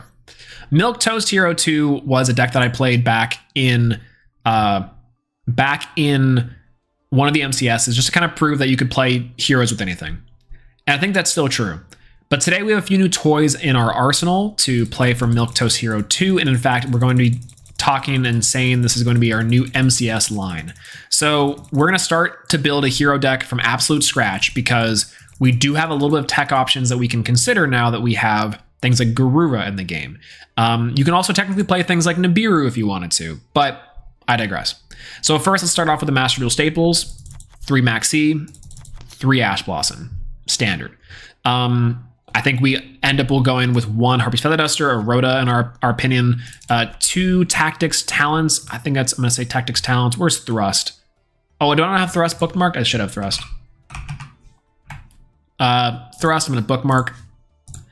And then there we go, 2 Thrust. So now we need to go for 2 Call by the Grave, probably. I'm going to be playing 3 Super Poly just to test out. I hate that that's the standard for Master Duel. I mean, this, quite literally, we're just at staples, and our deck is almost halfway full. Isn't that crazy? Isn't that just insane? I'm going to play 2 evenly matched. I'll probably play like 2 Imperms, and we'll go from there. Crossout, I don't think is helpful, but we might do Crossout. Maybe. And then now we go into our heroes. Hero engine. Well, let's play for cards for Tactics. So Tactics can play evenly matched. Tactics can play Talents. Tactics can also play Eradicator, Epidemic Virus. Generate. Unfortunately, we have to do this. This card contribute one dark monster with 2,500 or more attack and declare 1 type of card. Look at your opponent's hand. Destroy all spells. This is probably the most insane card that we can run in a going first hero strategy with Triple Tactics Thrust. It's a pretty decent tech option. I know it's not an uncommon option for people to play with Thrust and the Helm. Maybe we should up our cards of talents, and maybe we should up our copies of Thrust, just so we can maybe think this as a viable option. Not unheard of that we'll be getting Max Seed, Ash Blossomed, or Effect Veilered. Pretty easy, right? Yeah, still better than the GOAT format staples. I completely agree. Yeah, if you might as well run Nibiru. Yeah, one Nibiru is probably not a bad option. I think Nibiru is going to be seen quite a bit. Let's go into our heroes. So heroes, we're gonna want to play a Plasma. Probably gonna want to play 2 Stratos, 2 Vion, 1 DPE, 2 Darklaw, 1 Sunrise, 2 Hero Lives. Maybe 1 Spirit of Neos, 1 regular Neos, 1 Honest Neos, just for now. Again, we'll trim this down as we see fit. 3 Ferris, definitely on there. 1 Shining Neos Wingman, 2 copies of Malicious, 2 Shadow Mist, 1 Liquid Soldier. I could do this with my eyes closed at this point.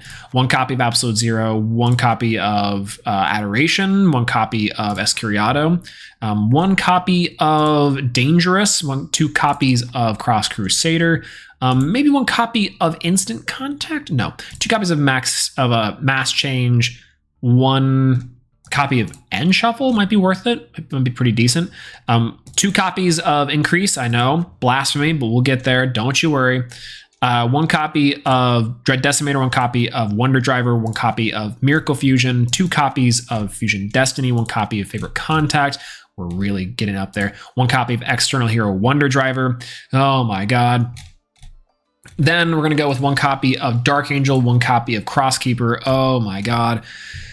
And then we go, this is like our hero specific stuff. Maybe a copy of Blast. We'll edit this down. This is a rough edit.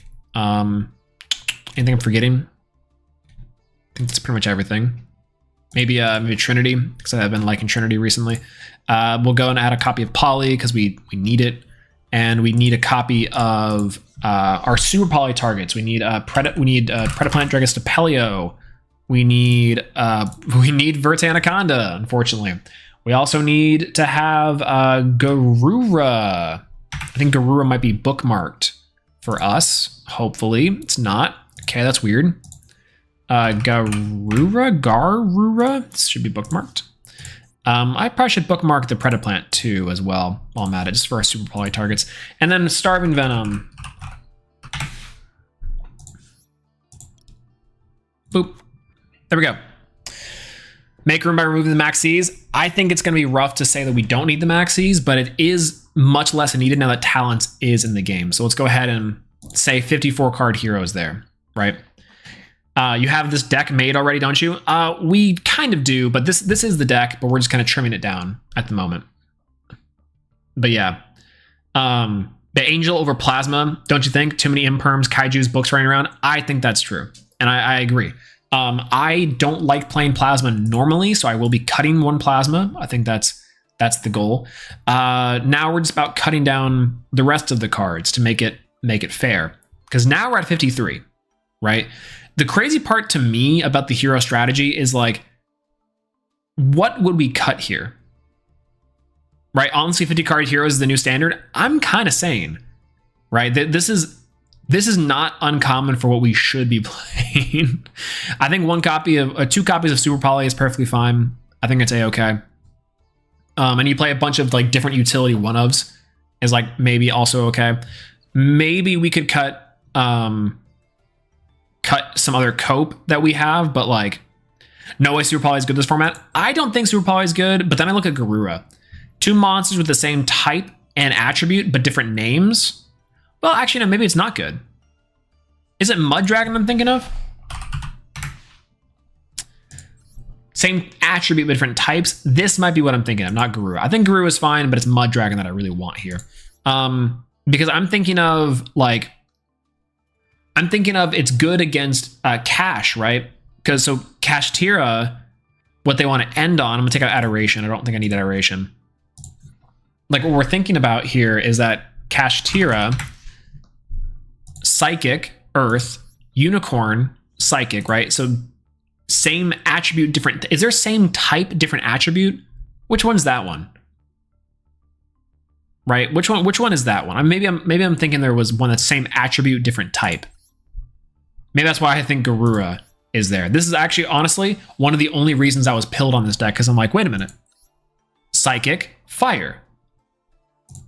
Interesting. Same type, not attribute. That's what I was thinking. But this one is different types too, but is dark. That's true. Droplet. Droplet's actually probably pretty solid, honestly. No way to get to shiny Neos. Oh, yeah, you're right. Oh god, we don't. You're right. We also need Flame Wingman in here. God, we're coping so hard. We are coping so hard.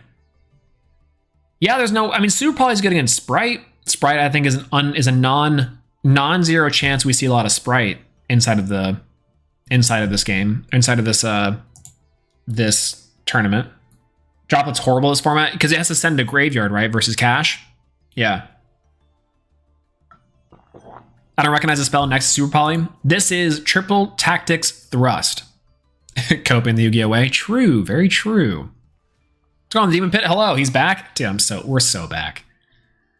So Triple Tactics Thrust is a really broken card that says if your opponent has activated a monster effect this turn, set one normal spell or trap directly from your deck, except itself. Or if your opponent controls a monster, add it to your hand. You can't activate the set card this turn. So you know you could do? Turn 1, you get Max Seed. Okay, cool. Make a board, set Eradicator. Okay, cool. You get Max Seed. All right, we're just going to go ahead and search Triple Tactics Talent, and we're going to rip the hand out. Insane. Yeah, without Infernal Rage, we were just coping. I think that's true. I think we are big coping with this list, and we don't have their Kaiju Jumps there. We really do need Kaijus. Cash and Kaijus just go hand in hand, right? But I don't know. You kind of can't play Cash or you can't play Kaijus, and you can't really play Lava Golem in this deck because a lot of cards require you to only be able to summon heroes. Kind of the problem with this deck is that a lot of cards require you to only be able to summon heroes on your turn. So even Super Polymerization is a little bit of a gamble. So I don't know. The name's kind of dirty. It's time to thrust, baby. You know what I'm saying? And this is for the MCS, get rid of the supers. Feels bad to play Super Poly. I kind of agree. Like, I now looking more closely at it, it would just be better to play Book or something, right? Yeah. It's only good against dragons. You can make, what can you make against Pearly or Tier? I thought it was same attributes, right? Same type and attribute. I guess I could make, no, can't make any of these. All right, we're taking those out. Good call. Good call. All right, so now we only need one card gone. I think it's got to be Dangerous from our extra deck. And actually, no, it's not even necessarily true. We need Flame Wingman. Yep, Flame Wingman. We also need Instant Contact. And then we need to take out a card from the extra deck. And it's Dread Decimator is way too good to take out. That's the unfortunate part. Maybe it's Blast. I think Blast has probably got to go, unfortunately. Truly being a Xenophobic deck, SMH. I'm saying. What's this deck's problem? Let me summon other cool monsters. Like, what do I take out from here? You know, what do I take out from this position? I don't think I do. I don't think there's a lot you can take out from this position. Maybe Devicer instead? I think Devicer's needed for the combo. Like, to get into heroes to search Neos. Yeah, that's kind of the only issue. I'm gonna leave this on screen for a second. I'm gonna go to the bathroom, and I'll be right back. Keys?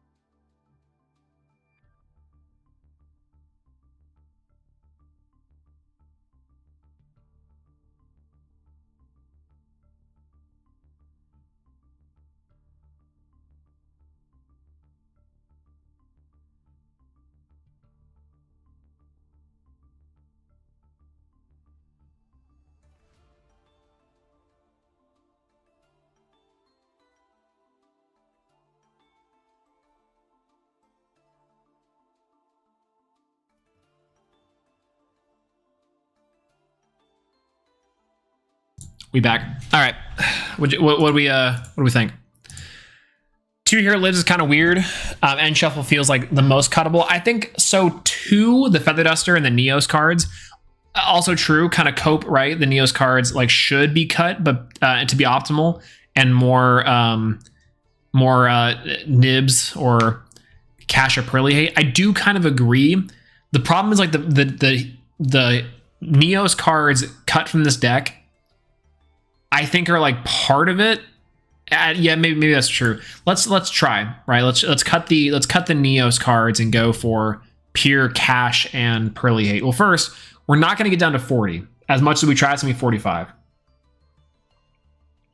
But yeah, oh, Wake Up. Oh my gosh, you're right. Jesus. Now I'm coping. All right, so let's say we take out Shining Neos, Wingman, right? Which we really want to play, but maybe we can't play.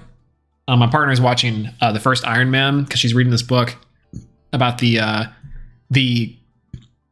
history and creation and the interesting stories behind the MCU, and it's awesome.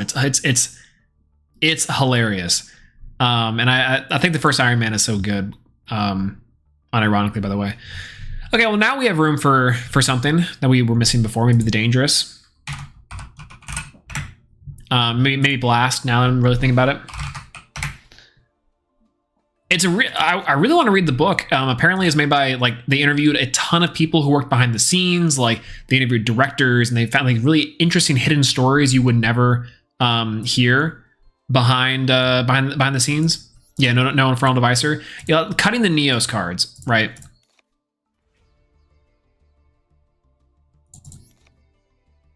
$45 cards. 45 cards is where that leaves us. That we have to play. Like, definitively. Maybe 44, because we can cut an increase. I think that with cash, like, kind of getting rid of cards is kind of rough, but I know. I think the Neos cards are actually pretty strong, but I don't know what they really do. 3 Hero Lives and some meta hate.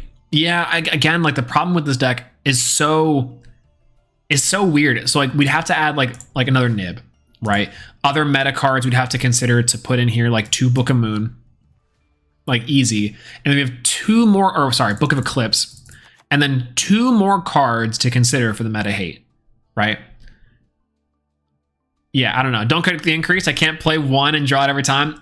I agree. We actually lost our MCES run last time because of it. We could have put in 2 Dark Ruler. 2 Dark Ruler seems pretty good. It's not good against Pearly all the time.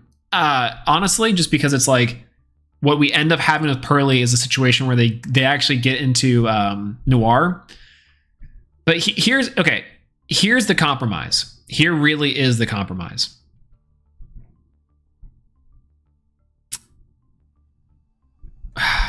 Yeah, it's just cute, don't you think? You got Evenly for Lab. Oh no, Eradicator's for everything. I think this card is gonna be a thrust and a half. I think if we do end up going for thrust, honestly, we really should be doing this, because if we go triple thrust, higher chances we'll draw into it. Higher chances we'll get into tactics and our talents. We get hand knowledge. We set Eradicator, and we just absolutely win the game. There, like, what is beating Eradicator there, right? Played Red Reboot before. Red Reboot as a 1-of would be interesting. But yeah, Red Reboot I used to play back in the day, and then I got got hit, and then it just ended up not being that good. Evenly, I think, is better for Lab overall, but I don't know. I kind of like a 2-1 ratio with that. I don't know if that plays well, but maybe it does, maybe it doesn't. Do we think Dark Angel's cope? Dark Angel's really good, but is it cope? Yeah, Zeus as the last extra. I think Zeus as the last extra is a good call. Like, we might not be able to go into Zeus, but it's a pretty decent tech option for what we need to do. You're playing too many blowouts. What's going on, Kilboon? Hello, how's it going? Yeah, I think we kind of need to, right? Maybe not. Maybe I'm just coping, but I think for a deck like this, if we are seriously trying to do something, we do need some sort of cards. Now, here's my compromise. Unironically, here's my compromise. What are you playing to make Zeus? It's for talents. So we go thrust into talents. We take one of their XYZs, and then we go with the arsenals. I think the books are good. I think the books are really good. Honestly, here's my compromise. If we're going to go into something, if we're going into like a 50 card deck, I don't mind doing this. I don't really mind doing something like this, where we play Spirit, right? And then we adjust the extra deck. I think we take out Blast and we play our good friend Wingman. And I think we play it like this. We cut out one other card. It's probably going to have to be like the Dread Decimator. Again, it's so good. Maybe one Darklaw, because Darklaw, while really strong, doesn't really do much against Cash. Yeah, I can drop the Evenly. Oh no, I mean, honestly, Evenly is nutty. I honestly, I kind of want to play this card at 3. In some games, it's just a win. It's just an absolute blowout. I mean, it is a blowout, but you know. Blast feels like it saves us in more clutch moments. That is true, especially because we're playing the 2 Stratos. But like this seems like it'd be the... Like, how does this look to everyone? We're going to rename this deck into Copium. Level 900. Not quite 1,000 yet. Looks good. Yeah, in the end, this is your deck, but you know Neos is too bricky and doesn't do much against the meta. Yeah, not without the new Flame Wingman. I think the new Flame Wingman has legs. Actually, why am I looking at this deck? You know what I should be looking at? I should be looking at the guy who topped the NAWCQ with a Rise Heart. Legal, right? And then forming the deck based off of that. I think that's the hardest part. Is that ultimately speaking, though, his deck and his deck and playstyle is completely different from ours. I think he was only playing 1 Shadow Mist as well. Right? Yeah, actually, wait, what am I doing? This ground has already been tread.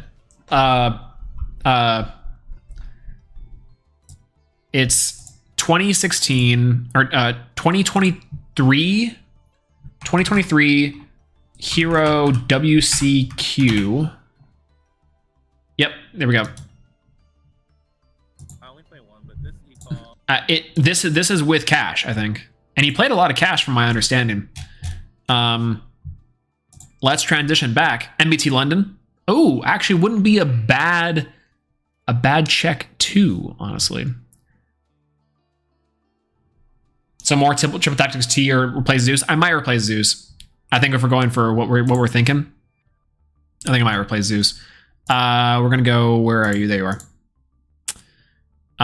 Boop. Perfect. All right. So this is. We're taking notes. Time over here, man. This is the true real life hero. He got top 32. He sweeped up the Runic Sprite. Awesome feature match. We're actually gonna speed this up a little bit. such an awesome guy. Man, how are you? 1.5. 2 times speed, 10 minutes. Thanks, Michael. We're gonna miss some cards, but I'm the hero. I would like to shout out. So first, my friends, Team Leon. That's what they go by. They did really well at the YCS Vegas. This one's 16 minutes. Bring back, you know. I think I went with this one because it was 16 minutes instead of the other one. Taking a nosp. And I did it with one of my favorite decks of all time. Thank you, Akuna Matata, for having a reasonably priced deck profile, aka for time wise. Especially my little sister Jasmine. I actually had a lot of self-doubt about coming to this event, but she told me, she's like, you've been thinking about it? Let's go. And I literally booked the flight 2 days before the event, and here we are. Yeah, and then also my friend Travell, he pushes me to play this deck. And he's always there in my corner. And then also Team Leon, you may have seen them on YCS Vegas. Those are the guys I usually play with. And then my family and my girlfriend for always believing in me. This is about the format we're in now, right? Would you say? So this is pretty standard. We got the triple Stratos. Triple Stratos. Okay, I'm losing it. I'm already losing it. And then we also have the liquid. And And this is a little controversial, but we got the Shadow Mist. I only played One Shadow Mist. Okay. Interesting. one because it is me kind of respecting Cash because you don't want to open. Interesting. I wasn't going to turn 3 as much, and when I was, I didn't really miss the Shadow Mist search. He's too fast at talking. No, I have it on 2x speed, to be So I fair. was like, you know what, let's just do one. Yeah, the part that's always bugged me about deck profiles where a guy records is because it's just the worst kind of hype, man. Bro, actually, okay. I thought about the funniest thing to do for a deck profile, unironically, which is to be like my favorite deck profiles in Yu-Gi-Oh history have been things like the guy who just says nothing and puts down his cards, and then it's like a 3-minute deck profile and he's just putting down his cards. I love it. I love it. It's so good. The second one, and my it's like it hasn't been done yet, but I want to do it, is that, and if you guys ever see me top an event and I get a deck profile, I'm just going to do this. I'm going to say, yeah, this card's at a 3 of, it's necessary, and but like if you activate it, you win the game. And then I'm like, okay, this card's at 2. You don't really need to play it more than 2, but if you activate it, you just win the game. And then every single card that I put on the board, I just say, if you activate it, you win the game. Because I love when people in their deck profiles just have like 40 cards that just says like, they just say, yeah, this card's not that good, but if you activate it, you win the game. I think that's so funny. And that's like 99% of deck profiles. It's just stuff like that. It's until you actually get to like the real meat and potatoes of like people who can describe their deck. See why, like, I play a lot more utility cards than normal, but the 45 gives me that space. So I think it's hilarious. All right, anyways. And we also got the Neos. You gotta play the Neos. One Neos, check. This is usually played in Neos only decks, but I play the Crosskeeper. One Crosskeeper. Which you see I play 3 of. Not quite check. It's usually 4 combo plus drawing 2 extra cards. So you're usually drawing 4 because you go this and liquid. So I'm seeing. I think honestly we're gonna come into a situation where we're not. Why am I playing one cross out? It's crazy. That's important. Like 2 level 4s in my deck. That's true. Old DZ deck profiles are informative and efficient. Completely agree. 3 Vion. I'm not trying to start any wars. I play 2 increase. 2 increase? Yeah, unfortunate. Lower our chances of just not being able to. Let's try it. Especially so I was like, yeah, let's just. I love Old Doug, dude. Old Doug is crazy. I've been with Doug since he had like 10,000 subscribers, man. It feels wild. A Plasma and a Denier. I don't like Plasma, but I understand. Triple Fusion Destiny. Triple that. Okay, I guess. We're gonna say that Plasma is gonna take up one of the spots of Maxi, and this is gonna be the second one. Whoops. Now I know a lot of people are like cutting this card. However, like I said, I try to want to be as consistent as possible. This is that equals DP Plasma. Sign me up. Yep. I'm playing 3, and it can technically clunk with the whole new combo. Because we can't play it quietly. We can search it with Thrust if we want to. That'd actually be an interesting interaction that we have. We haven't, by the way, even started to play Yu-Gi-Oh yet. We're just purely theory crafting. I don't like playing it. Foolish Burial. Interesting. This is a very backwards way of doing this, by the way. I really need to like this. I really need to like check on these cards and see what I need to not play. Ash isn't really good this format, but Droll really is. Droll hurts Hero quite a bit, though. Me playing this with Rhoda means I'm playing 3 Crosskeeper without having to commit to 3. Yep, one Rhoda, of course. I can only do once per turn. So there's that. The E-Call. Just one. One E-Call. I'm going to take out the Nibiru's real quick. We'll add in Nibiru if we see it. I think he's not playing Nibiru except for in the side. Emergency Call. One emergency call. Check. Miracle Fusion Poly. Pretty standard. Fusion Poly. And then my favorite Check. card, Hero Lives. 3 Hero Lives. I don't like it, but he's the master. Stream for y'all, so there we go. Who's the doctor here? I only play 2. I wanted to look like 2 mass change. Perfect. Agreed. Like, you know what? Taking from the Go format, if you don't want to see a card too much, but you want to see it enough, choose the number. Uh-huh. This card is insane. I'm only playing 1. But with Bishop in the format, like, and then hand traps, I'm like, this card is too good. I love Thrust. I love. Why did I say that? I love Talons. I think Turbo Tactic Talons is such a good card, and it's like I probably should play it at 2 here. Heroes already struggle with like consistency sometimes. And this card, insane. 3 Book of Moon. Not only are you 3 Book of Moon. Interesting. I like it. I don't see him playing the Neos cards. We'll get there. He's not playing. He's not playing. Spirit of Neos. He's not playing Spirit of Neos. He is playing Favorite Contact, and he is playing. He's not playing. He's not playing Instant Contact though.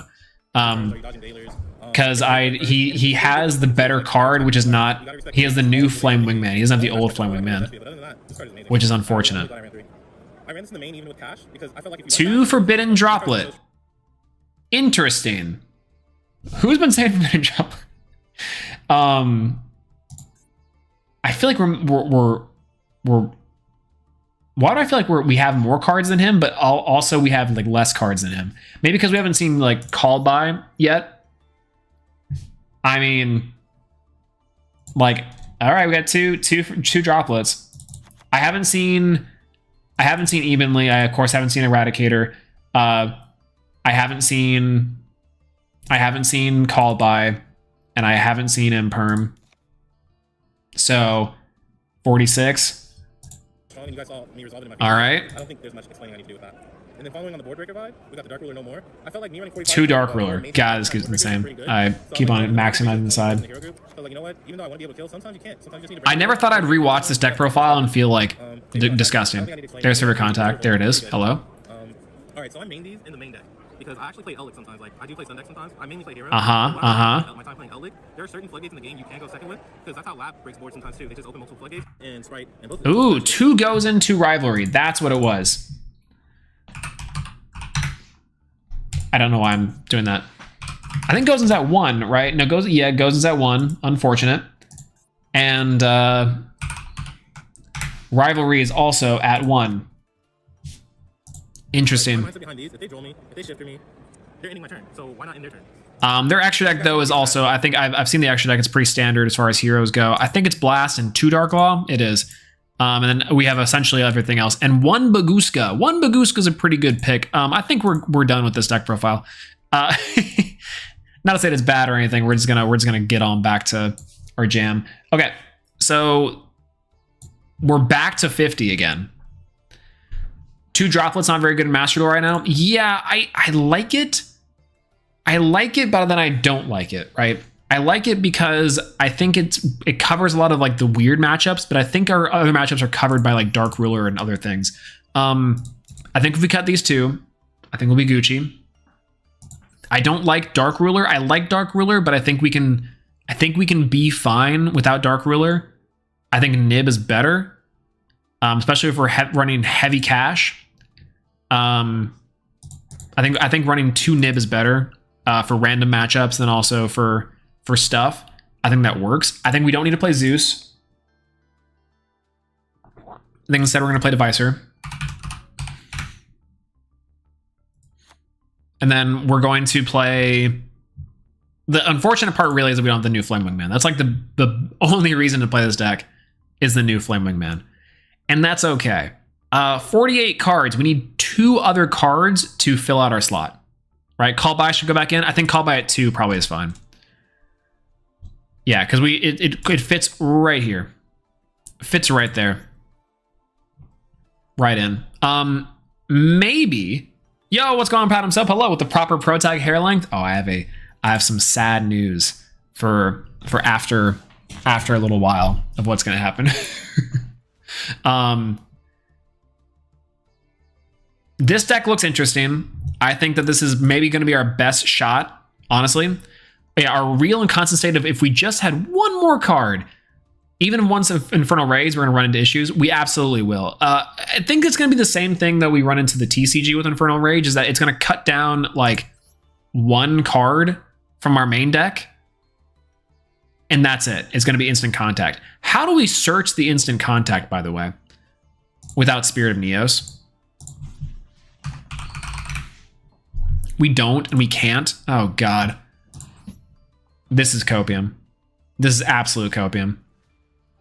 This is just copium. This is just copium. It's copium. Duster with Crossout and Host of Maxi and Nib. Yeah, that's true. I think we are gonna get 1, right? Oh, replace Duster, my mistake. Yeah.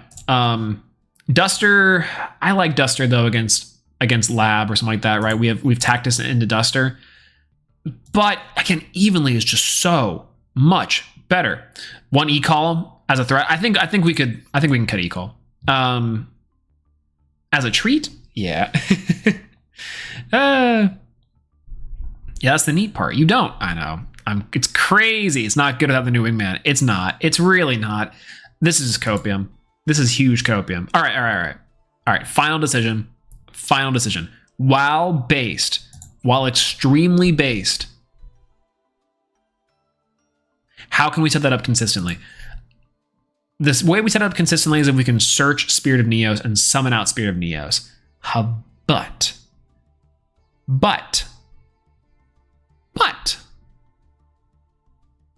I don't think it's going to be good, right? There's no way it's good. There's no way it's good. Yeah, evenly works if hero doesn't go first. I think evenly is still really strong, even with heroes, right? You can't. Yeah, how do we summon Spirit of Neos out without the attacking? We also don't. Not really. I mean, it's decent, but we can probably we can cut a hero lives. Yeah, I tried so hard at that, but it rarely comes up. It really does. I firmly believe that too, that it rarely comes up. The only nice part about this deck is that we can play tactics into contact. I'm down to cut a Stratos. I think 3 Stratos is a little bit gratuitous. We want to cut down on the normal summons. I think that's fine. What do we say, Duster for crossout at this point? Nah, I think we're keeping it low at 47. We just pray we don't hit lab, but I think it's also copium. All right, so cutting the Neos cards down. Yeah, they just absolutely hose the Neos package. That's true. Yeah, that's true. All right, cutting the cope. Wow, we're almost down to 40. It took that so close to bringing us back down to 40. We're not. Swolelax, build a deck that's 40 cards, challenge impossible. But oh my god, we almost did it. Okay, so now that we're being serious, we're cutting out the Neos package. Neos package sucks. Let's be firm. 45 cards with Neos might be decent, might be the way to go. I think we maybe could bump up the Shadow Mist to 2. I think that's pretty nice, fairly comfortable. Decks can already deal with a Rise Heart and are extremely outed to do as a Rise Heart. Lose the Nib, players punish Nib. I think Nib is crazy. I think it could be better at 1 of. Not quite sure. I'm putting back in Duster. I'm gonna put in Imperm. I kind of like Evenly. 2 copies of Evenly, I think is okay. What do I put in my extra deck? What am I missing here? Second copy of Dark Law, 1 Blast. And then no Angel. I think Dark Angel's a little bit greedy, but Dark Angel is really good. Actually, no, Dark Angel is insane, especially against Cash. No, you're right. Absolutely. Well, what am I saying? Angel. It's very greedy, but it's really good against Cash. Flame Wingman Karibo is a thing now. Is it? Is Flame Wingman Karibo a thing? That's crazy. No way. Absolutely no way. Oh! It's true! It's true! All right. Beep beep beep beep beep beep beep. Breaking news. Beep beep beep beep beep beep beep beep. What the hell? What's that guy doing on a timeline? Homepage. Go. Where are you? I just saw you. What the?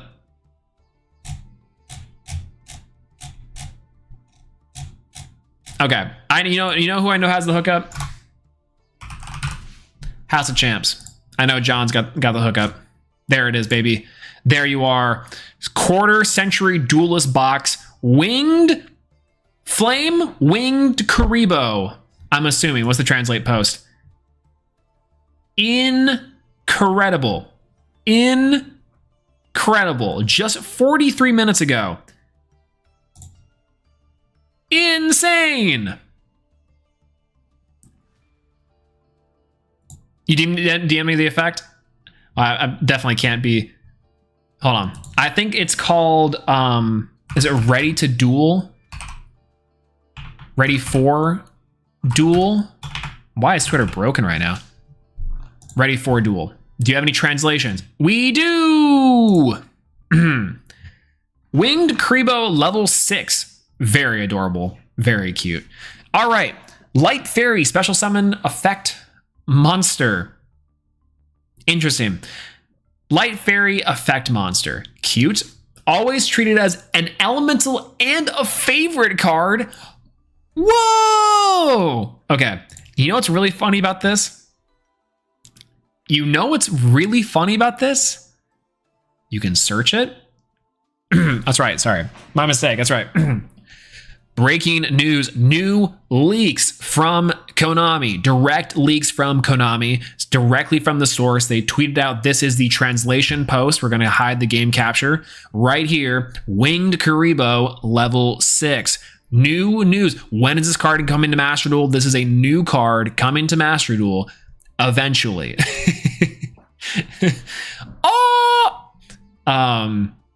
This card's insane. All right.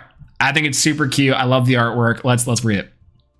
Light Fairy monster, 300 attack, 200 defense, level 6 monster, always treated as an elemental hero and a favorite card, meaning you can search it.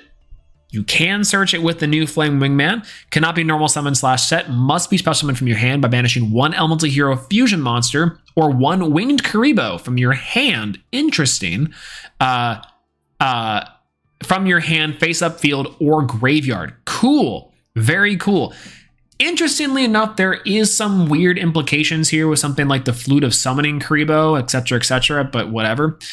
You can only special summon it once per turn this way. That's fine. When an opponent's monster declares an attack, when your opponent activates a monster effect on the field, you contribute this card, destroy that monster, and if you do, inflict damage to your opponent equal to its original attack. All right, let me just read that back again. When your opponent's monster declares an attack, or when your opponent activates effect on the field, quick effect, good start so far. You contribute this card, okay. Destroy that monster, decent, and inflict damage to the opponent.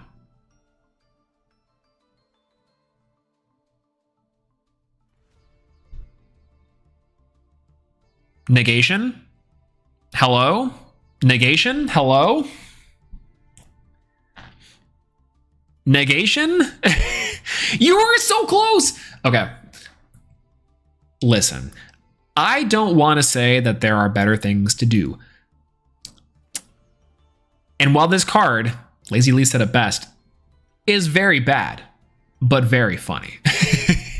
It's a cute little flame wingman.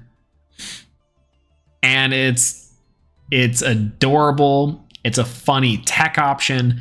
Heroes have finally found their way to win in time. The deck that has no problem doing damage has a new burn effect. This is very cute. Very, very cute. And that's right. The ultimate copium. That's true. Wing Karibo level 6 ultimate copium. Interesting. Maybe you can set up an FTK with it. True. Actually, you know what? You can just do like a dystopia FTK with Wing Karibo. That'd be hilarious. The true unfortunate part about this is that it's like you destroy the monster, which is removal. So let me be clear. A deck that has zero problems, not only destroying cards, removal, and damage, this card does those things. It doesn't actually cover its weaknesses. It's Jover. This card's very adorable. I think it's going to look super cute in the rarity. And of course, we finally have a GX version of the Wing Karibos. We've actually been getting the Wing Karibo cards, other cards for other archetypes, other ace monsters, etc. And this not only confirms that the true ace monster of our boy Jaden Yuki is Flame Wingman, by the way. That's really what this proves. But it also proves that we ain't got no love for GX archetypes. Really, it's so sad, but ain't no love for GX like the other decks, baby. This card is very, very cute. Make for a great token. Honestly, yeah, this would be a really cute token. Like maybe inside of like the gray, like if proxying this card as a token would be really cute. Maybe even a full art, that'd be adorable. But yeah, this is technically Fenrir. If Fenrir is a lot worse. True, very true. Very true. That's right. Yo, what's going on, Oxy? Hello, how's it going? Good to see you. Yeah, I think at the very least, this card enables some interesting deck building choices for heroes.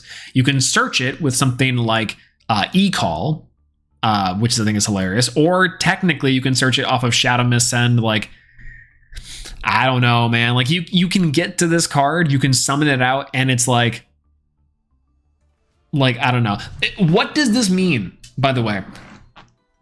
Okay, you guys want the most insane tinfoil hat hard read on this card? It's not good, but does this mean that we're gonna get like a movie?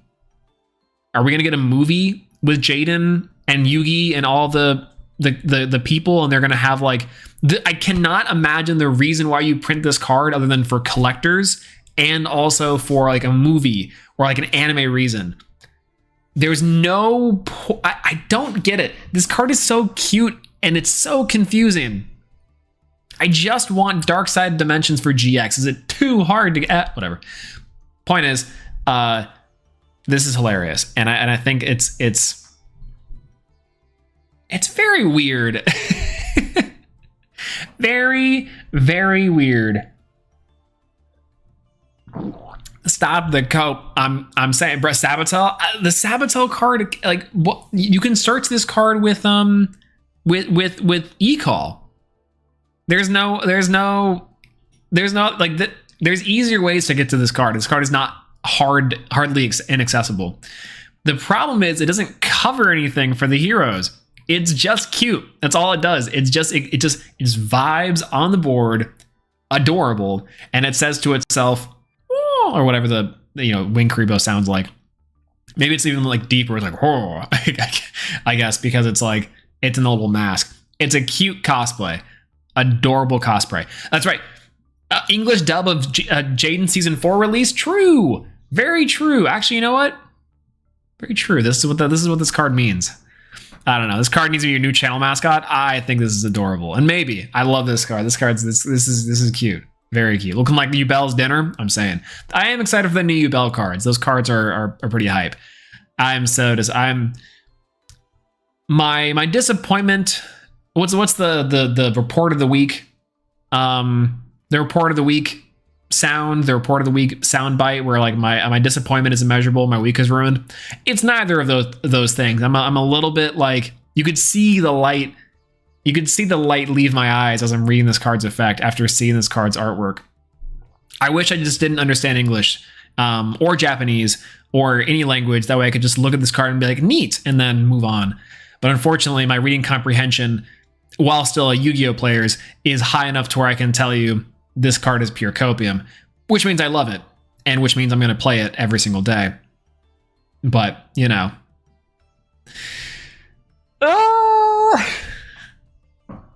why?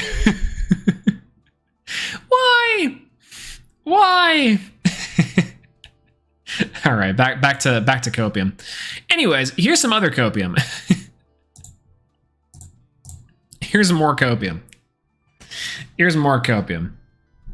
That's right. Yeah, my disappointment is immeasurable. My day is ruined. That's what it was. Yeah. Lose the Maxis for imperms and droplets. I think Maxi is insane. We kind of have to have Maxi. It's weaker technically because of thrust, but it's still real good. We're missing one more card to put in the extra deck, and I am hard pressed to say that we need to put inside our deck Acid. I was actually just about to say, Acid is a card that I've been missing out on every single time I play it. I think Acid is insane.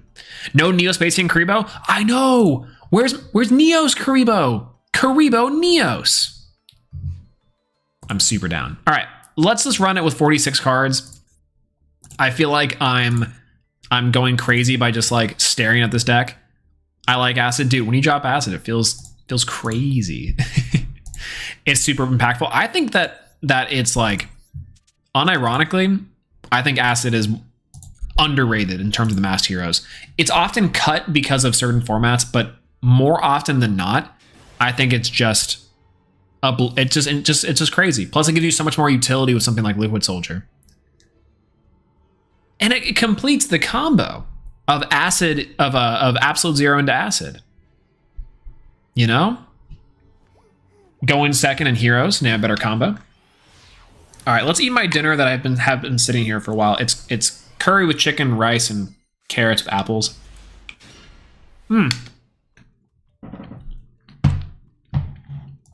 All right, this person might be playing trap tricks. Not quite sure, but we shall see. They look like they do have a max C though, so we do have a chance that they're just going to set a bunch and pass, which on that level we're going to win. Absolutely. There we go. I'm saying the great thing that I like about Pearly is that we can play going second. We can play from the back. Oh my god. Already ruining games. Triple tactics thrust. Already. D barrier. For what? Me? Oh, it's lab. Oh my god. Okay, maybe I should have saved the... See, lab is the #1 deck that can take advantage of this. This stupid deck can take advantage of not only playing under max C, but also playing cards like Eradicator. I love it. In this economy, I'm sane.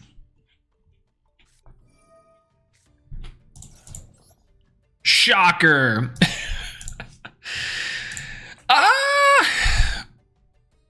I'm getting beaten up in my favorite game. Oh my god, it's just over. I haven't even started to play the game and it's just over. It's a skill issue. I'm bad and he's just better. Look at this. I'm about to get destroyed for all my life savings. Check it out. Check it. It's gonna be so sad. #1, Stratos. Activate the effect of Stratos. Stratos, add a hero monster from a deck to our hand. He's just gonna flip Dimension Barrier. Just flip Fusions. It's over. Never mind. Big welcome Labyrinth. That's interesting.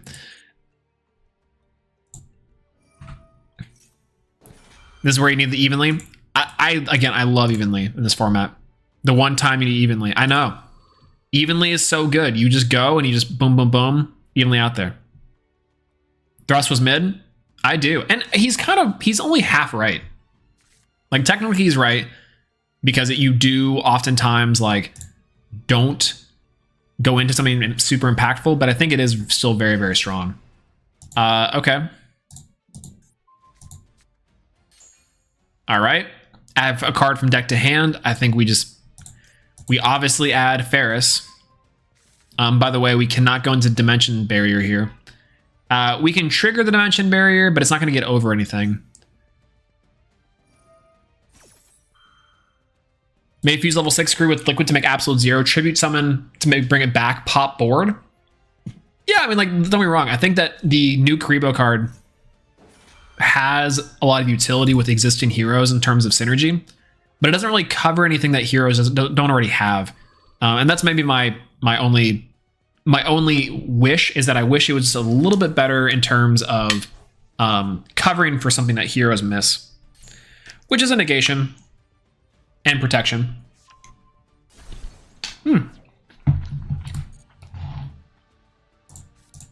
Man hits the Vion. That's pretty good. Send Stratus. We have an Imperm, we have a Mystery, and we have a D-Prism. Might be a good combo in Neos though. In Neos it could be okay because you can search it if you need to do something with it. Let's go on KBG Revolver. Infernal Rage still isn't in Master Duel. Sadly, it is not. So technically we can get over this board by doing... By the way, they can activate these effects to target a card and destroy, or to return to hand. And we're also under Maxi. I completely forgot we're under Maxi. It's over. Surrender. It's over. So much happened, I forgot we were under Maxi. Okay, well that was fun. We go again. Yeah, the Creepbone monsters are all over the place, aren't they? I think they're really cool. I think that the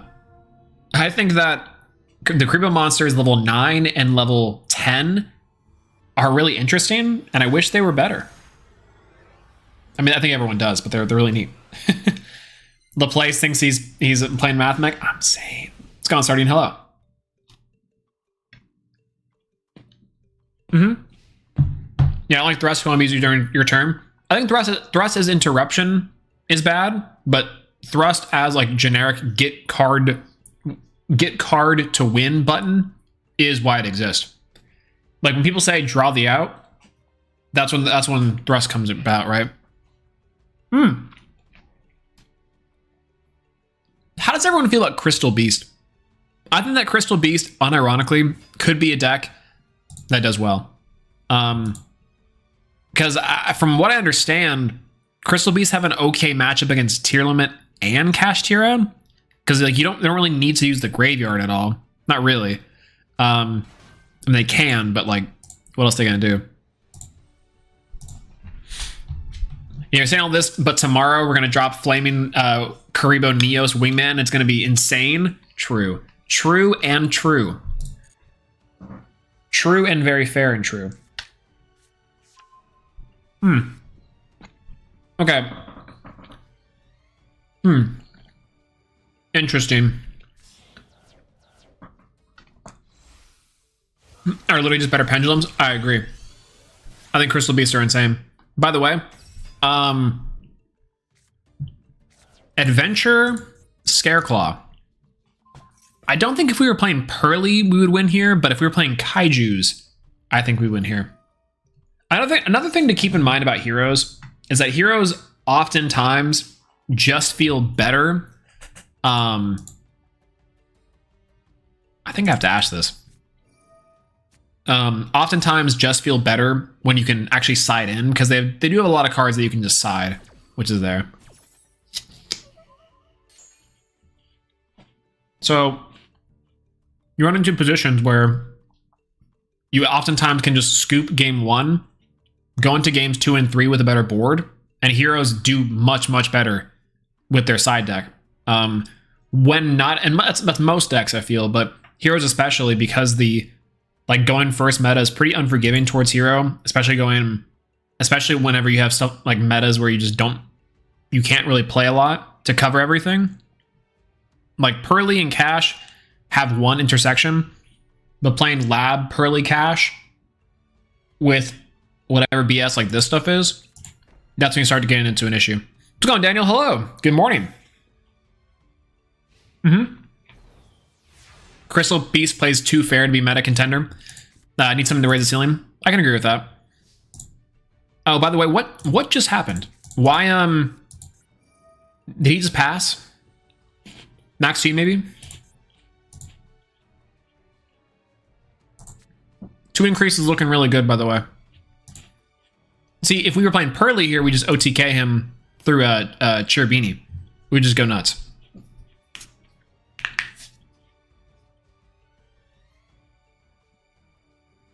Has anyone been using Armed Neos? I haven't gotten to. Armed Neos is just okay.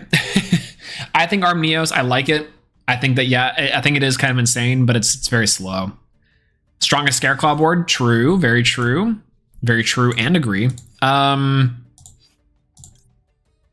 we just bait, yeah.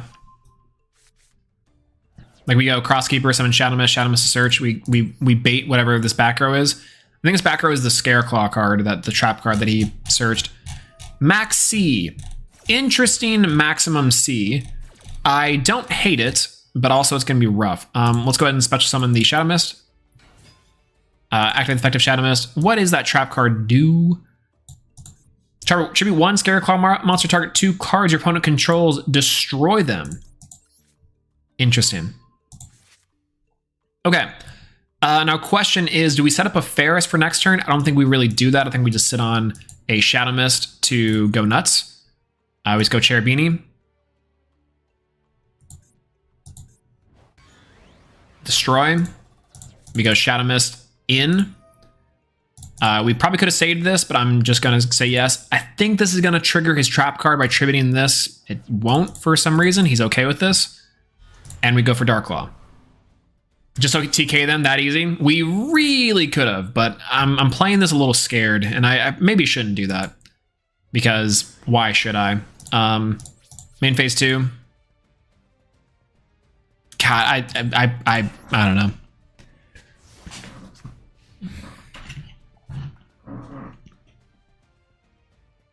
Yeah, like what else would they really have? An Ash Blossom, an Imperm, or a Veiler?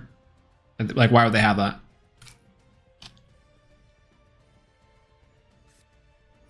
Mm-hmm.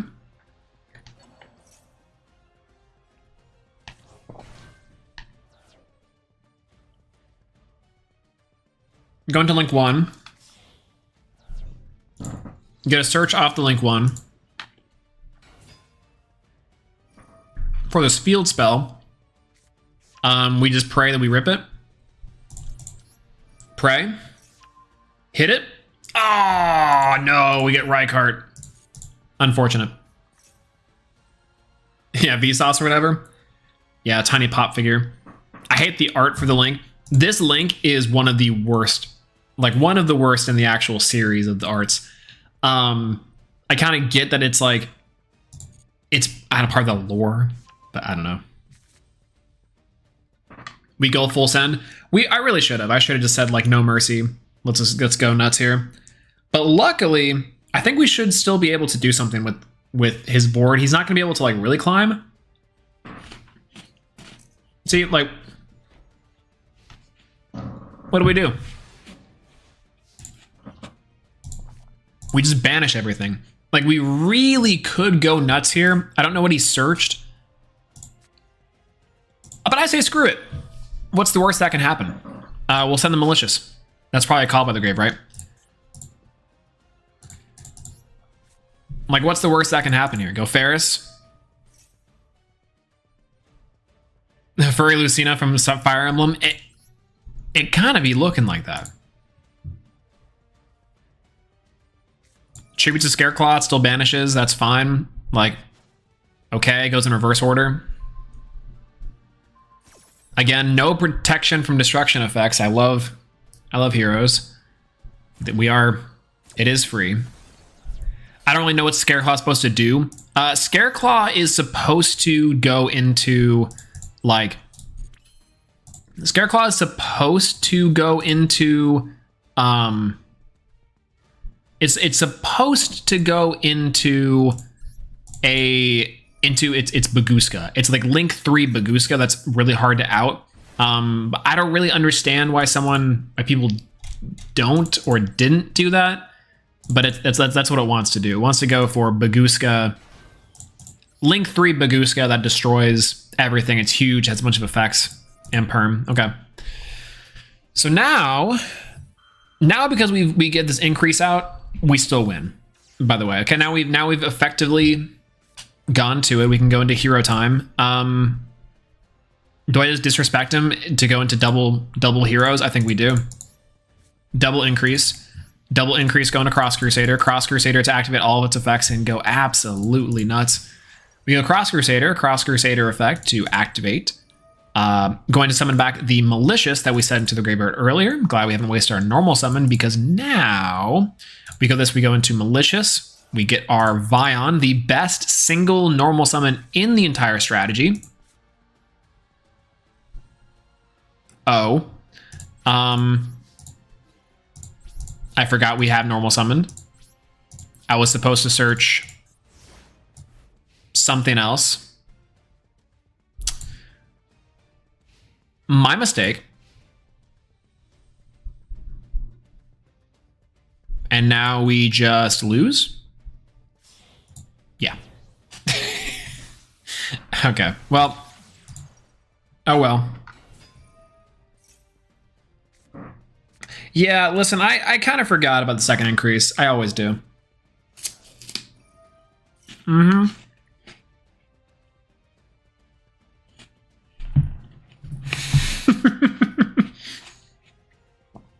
You linked the monster.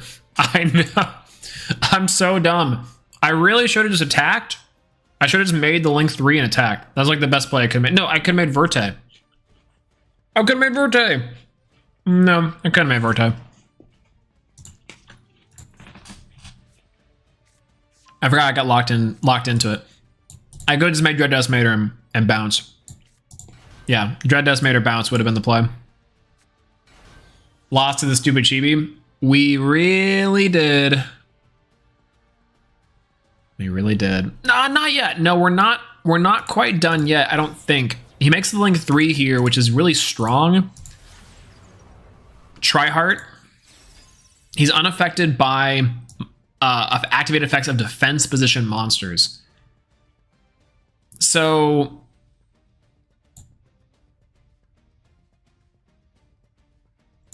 gained. I think we might not be dead here. This is copium. We're definitely dead here, but you know.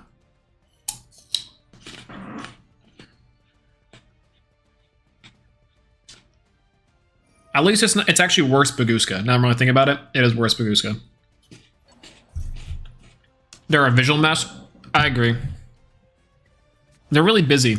I mean, I get the idea is that these guys are supposed to be part of the Vsauce lore. They're on their terror planet, and this is who the Kashteras eventually like go into. But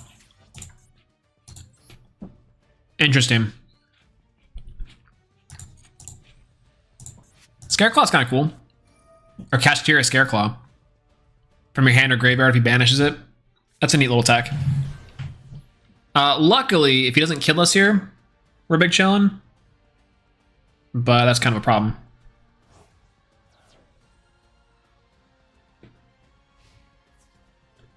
Okay. I'm actually, frankly, just kind of not even paying attention. We activate our 1 increase. How? Okay.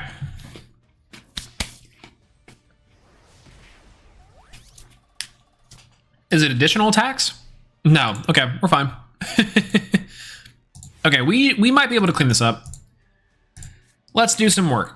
Okay, we do have our Miracle Fusion, which should be able to help us out just a little bit. I have a Vion. Okay, Vion effect can at least activate here. What do I get? You can banish this card from your graveyard. Neither player can activate the effects of Link monsters on the field. Okay, that's fine. That's completely fine. We're gonna send to the graveyard Shadow Mist. I'm gonna activate the effect of Shadow Mist. I'm gonna add from my deck to my hand. I think I already searched a card. All right, I normal summon the Vion, so I'm gonna add Liquid Soldier. We're gonna go nuts. I'm gonna go with Vion. Vion effect. We're gonna banish the Darklaw. Bye-bye, Darklaw. We're gonna add Polymerization from our deck to our hand. Okay.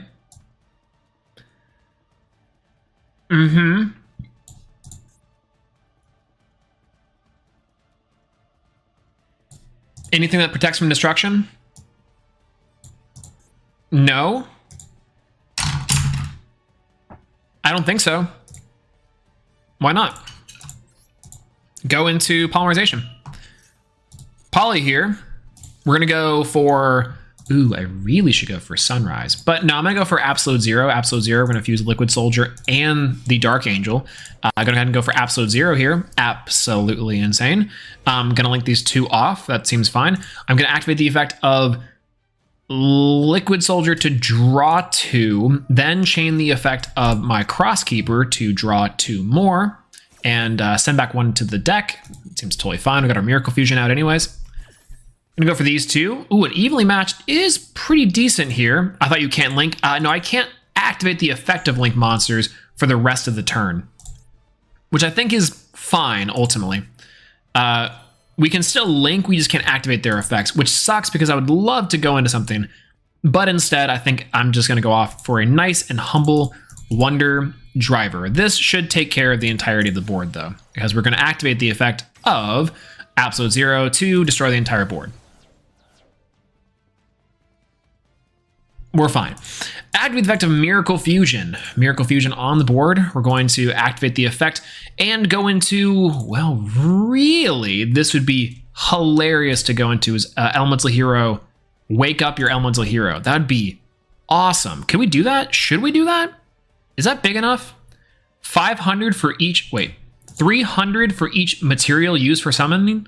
We have 1, 2, 3, 4, 5, 6, 7, 8, 9, 10. Gains 3,000.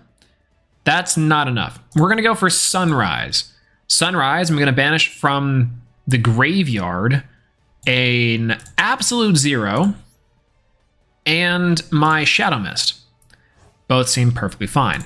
In attack position, we're going to go for Sunrise on the board. Seems pretty good. Then we're going to go ahead and battle phase here. Swinging for Wonder Driver. Activate the effect of Sunrise to pop the field spell. Peace out. Then we're going to go for a Sunrise play and hit for 27. And then very casually and a little callously, we're going to go for Book of Moon face down and end our turn. Actually, you know what's crazy? Book of Moon, unironically, goes nuts here. Because any normal summon he has or any special summon he has, I can just Book of Moon it when he tries to go for the third pop figure. Unless he lava golems me and I just die instantaneously. Oh my god. Oh, it's Cash. No, it's Cash Tira. All right. False alarm.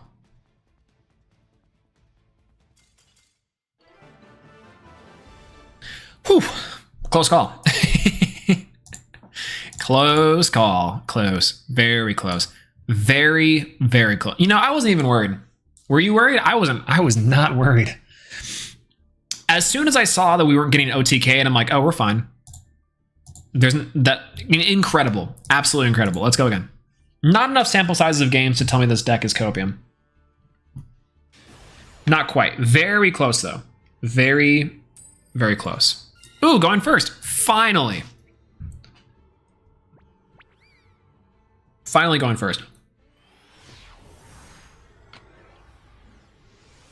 Sorry, doubted you and said you're going to lose to a Chibi. It's totally okay. I completely and 110% was going to lose to the Chibi. You know, you think that with that card in the format, people just were going to stop playing Max C with Thrust in the format. Okay. I need to play Pearly. Pearly is just the way to go. Am I playing Sword Soul?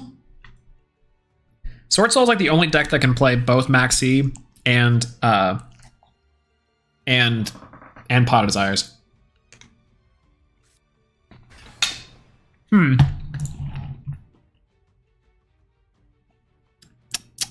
Okay. Nope. Never mind. Never draw Duster when you actually need it. I think I'll be okay here if I don't die, which I should be able to save myself. The Book of Moon is still very strong. Theosis. Oh, huge. Huge Theosis. Check this out.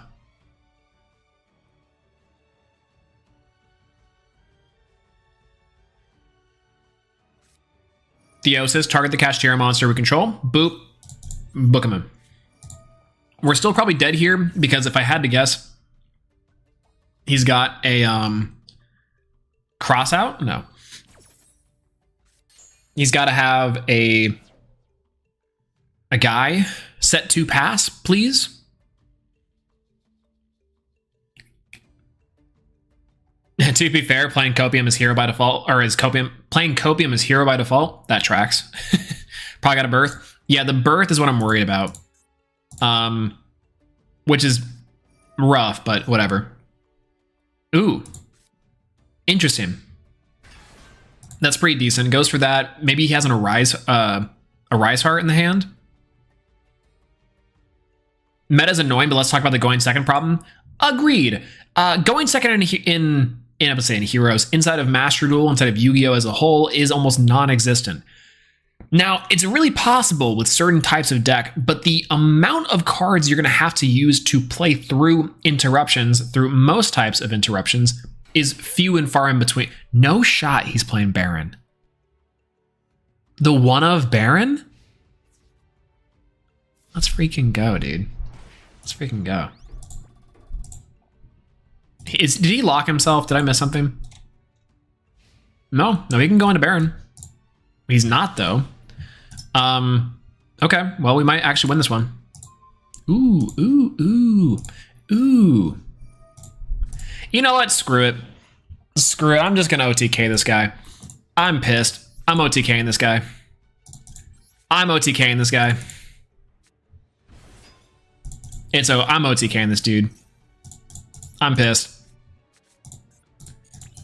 Activate the effective increase. Increase tribute Ferris. On the board. Effective increase. Special Vion. Vion effect. Send to graveyard. Shadow Mist. Shadow Mist to search. Searching Stratos. It's Sojover. Vion effect. Vion banish the Ferris.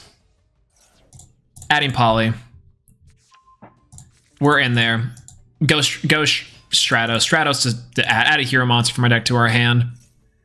We're gonna add Liquid Soldier. We're going for the OTK. Ash might be your only worry. I think really it is. I mean, if they're playing Effect Failure, they're a nut. But like, you know, why would I be afraid of Effect Failure? I don't know. Anyways, what am I gonna go with here? I can't clear board unless I'm specifically playing the most insane card. I'm pretty sure I can. I don't play the other one, but I can do a ton of damage and do piercing. I think that's going to be enough. I like to be malicious. Malicious for malicious. Draw a card. Tell me don't. Gonna go for Cross Keeper or Cross Crusader. I'm only doing this because I'm trying to weed out an Ash Blossom. Or if he has a 1-copy random Nibiru. We're gonna win this one. Okay. Cross Keeper. Effect, get rid of Malicious. Gonna add from a deck to hand the Denier because I'm a nut. We're gonna go ahead and test for Nibiru during every possible Just Source Honest. I would love to, but I do not play Honest. I'm not playing Honest Neos. I really should, but I'm not. Luckily, I can attack thrice though, and then swing in with Dread Decimator to win. Still nothing as far as this goes. So I'm gonna go Polymerization here. Polymerization into Trinity, the Jaden BR special.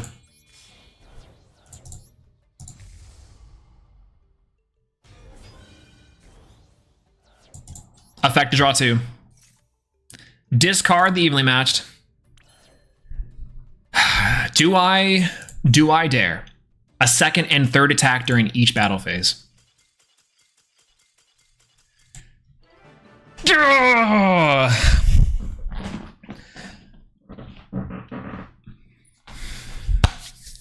Why? Okay, I'm freaking out a little too much for that. That was not that exciting. Oh my gosh, how do we win that one? Don't you run away from me. Let me attack you. Let me attack you. Incredible. You know, I'm starting to feel less copium.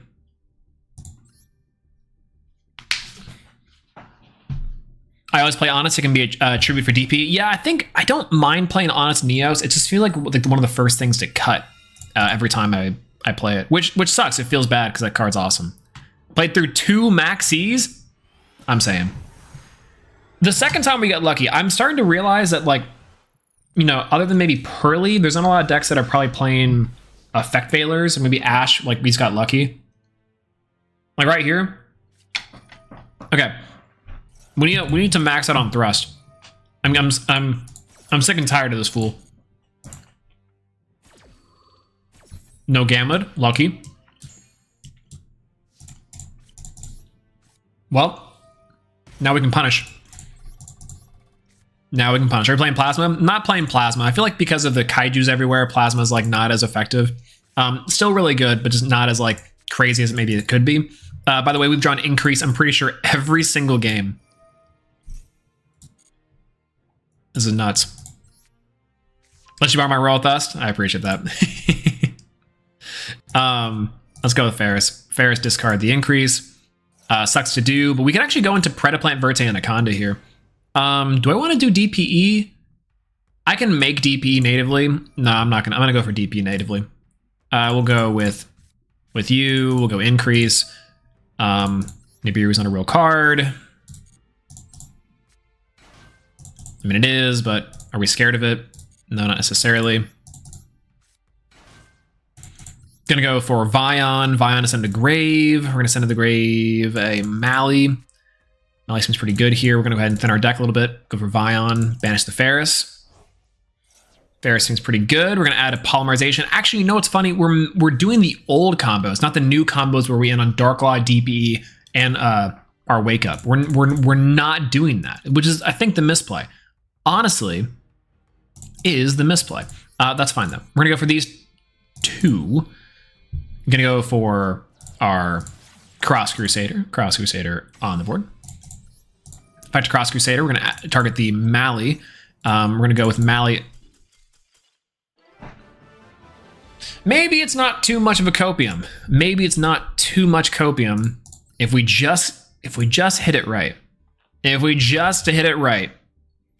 Made the new rescue deck. Oh, the rescue ace deck looks super cool. I've heard though the deck is not quite worth playing until you can get emergency.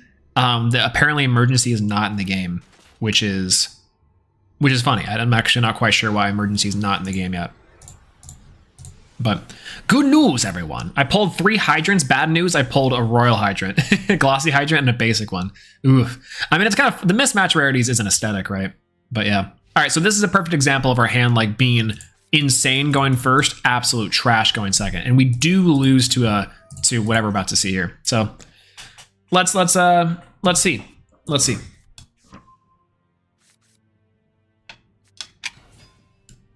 After Ferris effect, oh, Pearly. All right, we'll see how this deck does against my current top pick for what I should play in the meta.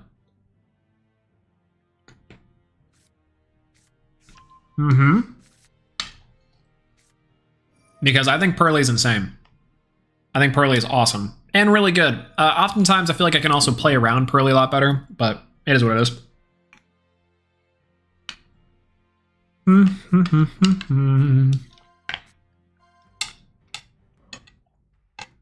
He's going for a he's going for Plump. I think without drawing Fenrir, this play sucks. But I've never met a Pearly player that didn't also go into Fenrir Plump. Can we beat a 5 Noir? We can. We can if we draw Thrust. If we draw Thrust, we can go Talons, Talons take, and not make Zeus. But what we can take is like is something else. It's unaffected, but that's fine. Yeah, because it comes out of the second wave, it's just missing 2 cards. After that, it's going to be a rogue tier. I think it's going to be a tier 1 deck, probably on par with like. Actually, I don't really know what it'd be on par with. It's probably not going to be in the meta, maybe still off rogue, but that's fine. Interesting that he's going for this, by the way, unless he's specifically going to go and summon another guy. Maybe search a Crow. I was playing Pearly with Nightingale to search Crow. I thought that was actually a really insane meta call, but I don't know. Okay, see, this is where the books and the kaijus come in handy.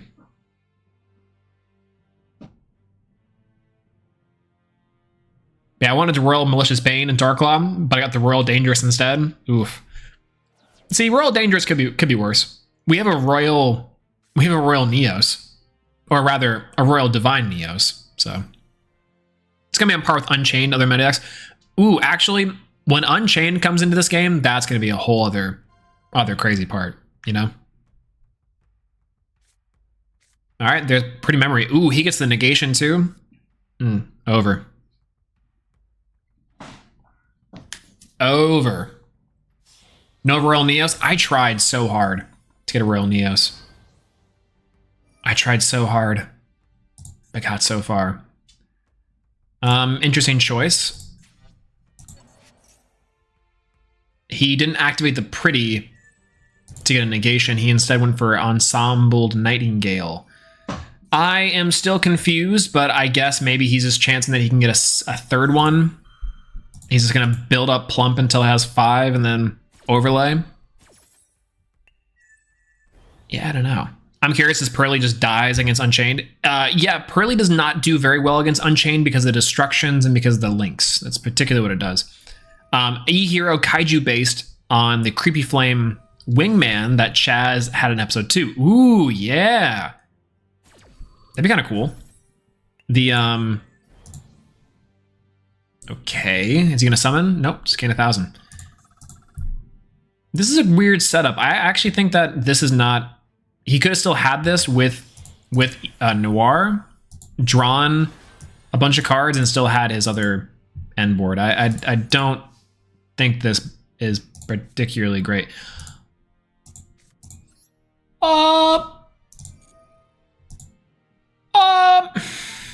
We did it! We drew the best card in the game! Let's go! And all we have to do is get rid of our battle phase.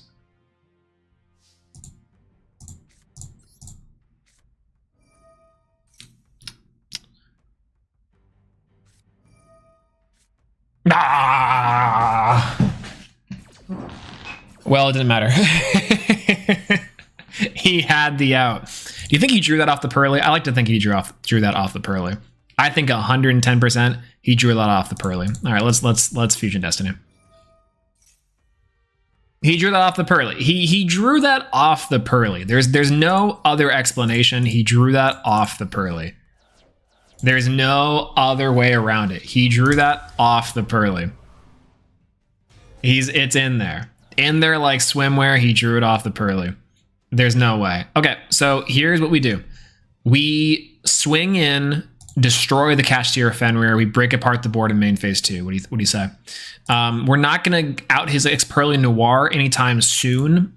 I guess we could try, but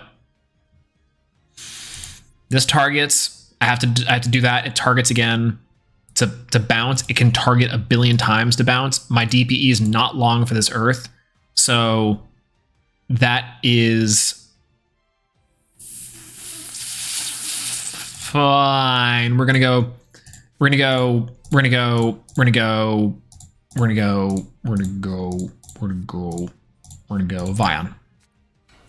Effective Vion is in the graveyard. This is fine. We're in there. Okay. This is what Plasma is for. I agree. Plasma is good for it. I mean, this card's unaffected by activated effects, but it's not unaffected by skill drain, which is insane. So we're going to Shadow Mist here. We already have our max change, so we're fine. Activate the effect of Shadow Mist. I think he's gonna be able to Fenrir here, target a card on the field. This is okay. We're gonna get DPE's effect off. And then he's gonna bounce with the Pearly Noir. Or not. He's just gonna let it resolve. Honestly, I'm gonna destroy this. I'm gonna destroy my friend Pearly. I'm gonna search Liquid Soldier. This is weird. I haven't gotten this far yet. He shuffles it back with the Noir. I think he's riding a fine line with Noir because he has to be able to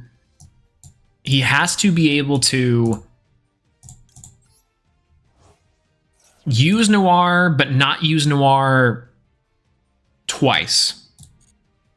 If he uses Noir twice, he has 3 Noirs. He can't use Noir twice or else it's affected. That's kind of what it is, right? I could give him a Dark Angel and see how that goes. I think that would be really funny. Let's try to just bait. Let's go for Malicious. Do I have Escariato in the deck? I do. Thank God I do. Okay. Let's go with Cross Crusader. He's got a lot of stats to tank too. Yeah, it's quite literally like he could just sit. He could just sit on Ex Pearly Noir and not use him. And then like what? Well, okay. Understandable. Understandable. Hold. Hold. Hold. Are you playing the Duels Cup next week? I am. I do plan on doing the Duels Cup next week. I think that's going to be... I think that would be good. Okay, hold. He can't do it again, right? Or else it's unaffected. But we now have an angle to actually do some damage here.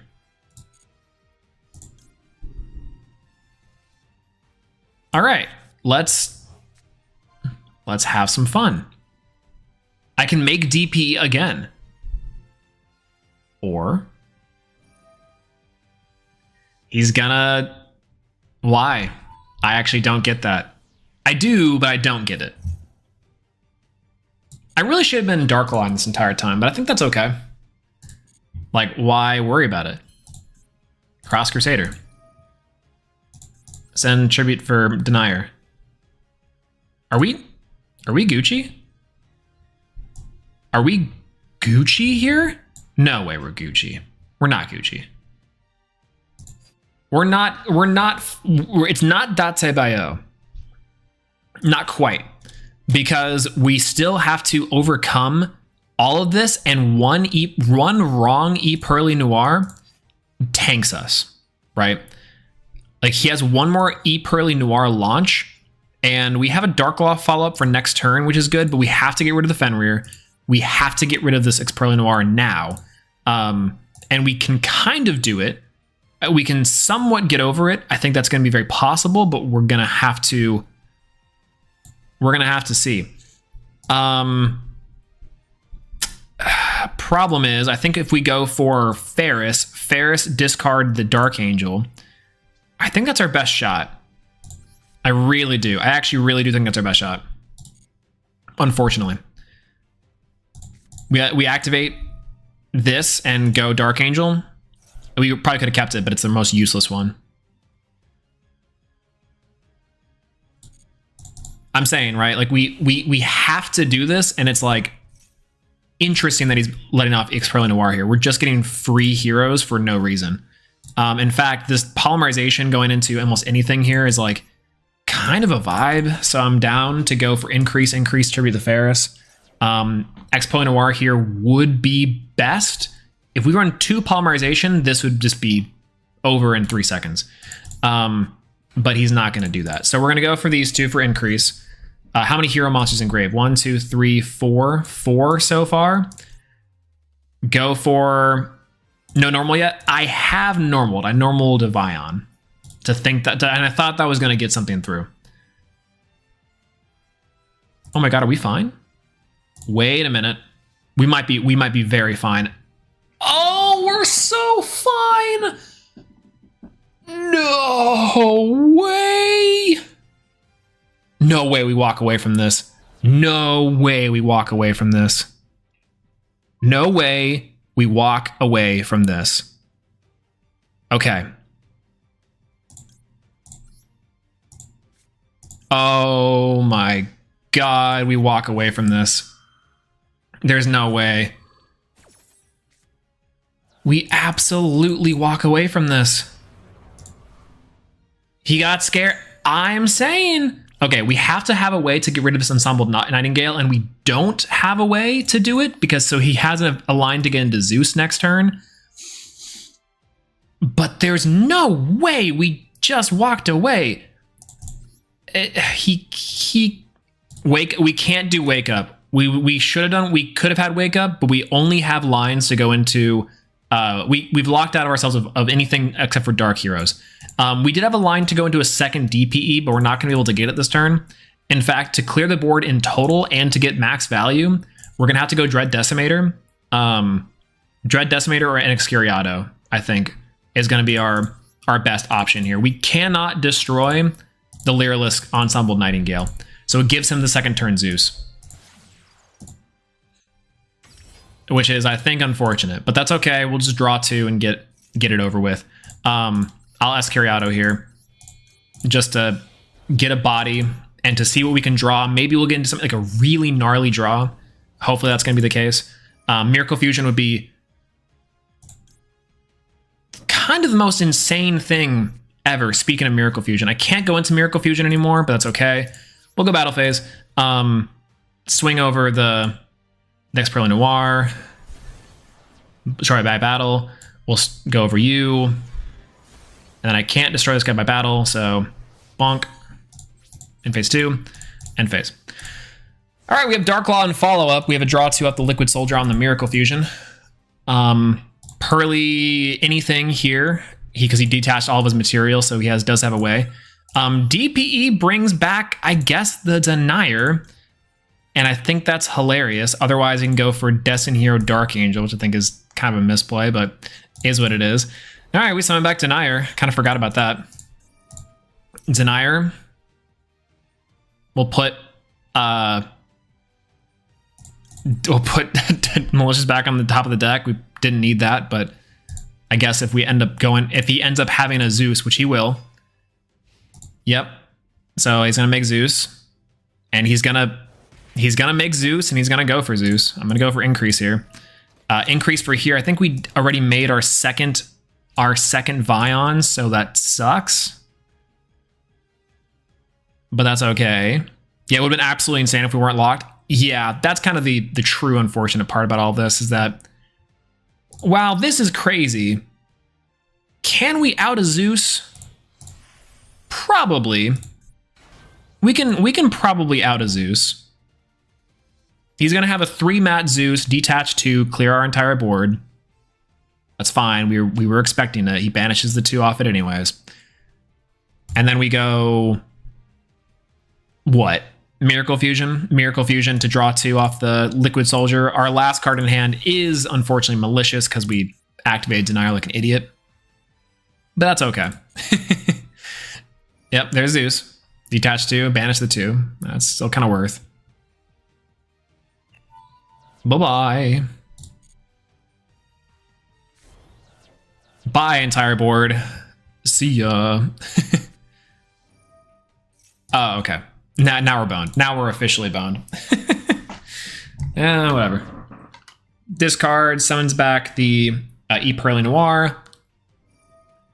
Pearl Lily. Pearl Lily into my friend. Go my friend into... into search.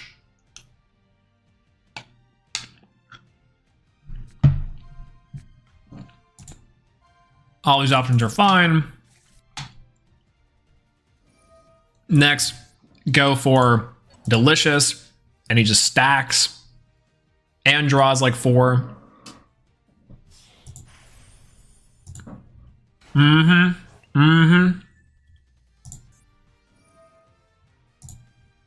Would have been absolutely insane if we were not locked. This is a pretty decent game overall.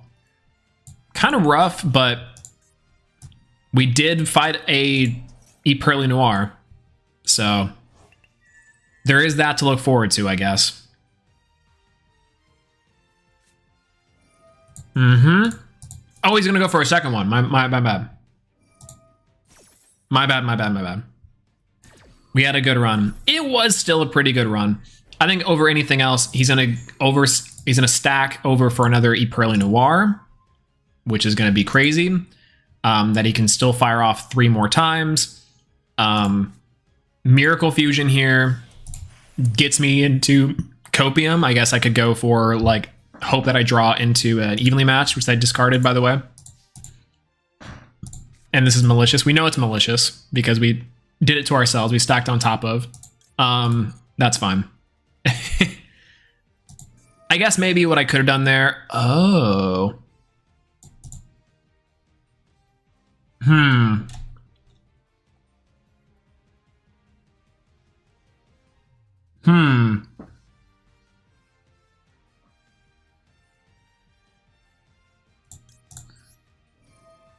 I think we found the out. Unfortunately, I think we found the out. This is crazy. Hee hee. What a weird interaction that we're just about to watch. Okay, this is fun. The unintended secondary effect of Destiny Hero, the base effect of Destiny Hero Dark Angel. Let's activate Miracle Fusion. Let's just send it off. This is hilarious. Wow, do I just say, like, screw it, we're gonna lose anyways and go for Elemental Hero, wake up your Elemental Hero? I mean, maybe, right? Like, what's he gonna do? What's he gonna do? Winnable? I mean, okay, let's think about this honestly. I think we just go nuts and we just say Fusion Monster. Oh, cancel. We go. Oh, we have it's based off the field too, right? Yeah. God, I don't know, man. Absolute Zero. I'm just gonna go for the Absolute Zero play. It's the correct choice. It's the correct choice. We're gonna go into attack position. Absolute Zero. Absolutely insane. Activate the effect of Liquid Soldier. Liquid Soldier to draw 2 cards. Now he's wishing he shuffled it back. And discard 1. I can discard the Malicious, which is technically a thing. He bounces back the Absolute Zero. Absolutely insane for whatever reason he's doing this. Unfortunately, this is not the old effect where it would prompt here. Isn't that nuts? It would actually prompt. I know. I wish in my heart of hearts that worked that way. What is he doing? He prompted E Pearly Noir twice. Why? The Miracle Fusion. I do have Poly that I can also do there. Maybe because he's worried about a secondary, like, Wonder Driver play. That's chill. Ooh! Oh! Oh my god! No! The God draw! The God draw! The God draw! No! The out! Okay. Triple Tactics Talent. Triple Tactics Talents, we have to search Fusion Destiny, right? Do we have any more Fusion Destiny? No, we added Fusion Destiny to our hand. Can we activate Fusion Destiny? We can activate Fusion Destiny. We have to activate Fusion Destiny. Activate Fusion Destiny. We go for these 2. We send both of our Maliciouses to the grave. We activate Fusion Destiny. We go for Fusion Destiny. Very cool and very pog. That's all we can do. Go for Triple Tactics Thrust. Do we draw 2 cards? Can I do 2 cards or take control of 1 monster? I think we draw 2 cards. I think we have to. We have to go for 13. Go for even the match. Ash Blossom is pretty nuts here. I think that's okay. I think we go for a Destroy Phoenix Enforcer. We activate the effect Destroy Enforcer. We bounce this. We pop the Zeus. I can't destroy it. No, I forgot about that. We go Battle Phase. We go Main Phase 2. We activate the effect of Evenly Matched. We go nuts. 4 seconds left on the board. We have to go Auto Timer here. Off timer. We don't have anything else left we can do. We just have to end our turn and pray to the gods that this was the correct choice. Now, unfortunately here, he's going to keep on the Zeus on the board. That's A-okay. We end our turn. 34 seconds left on the clock. We're going to go ahead and go for auto phase here. We're going to get back to our field. The DPE effect. We're going to bring back DPE in defense position. DPE in defense position on the board. Auto on. 1,000 attack points for the Zeus. Kaiju would be crazy here. I'm going to go ahead and hit this with the Ash Blossom. I do not care. No more value for our boy. Unless that's thrust. We know that's thrust, right? That is that has to be thrust. No, it's not. He shuffled back cards into the deck. Yes! Wait. That's fine. That's chill. That's cool. That's cool. That's cool. That's cool, baby. That's cool, baby. That's cool. That's cool. That's cool. That's cool. That's cool. That's cool. That's cool. That's cool. What you gonna do? Draw 2 cards? That's fine. That's fine. That's cool. That's cool. That's fine. My friend Pearly. Oh, God. Tough choice. Tough choice. Tough choice. Tough choice. I think I have to DPE here. We have to give him the Zeus, unfortunately, which is fine. This is fine. We pop the Destroy Phoenix Enforcer. We pop the Pearly.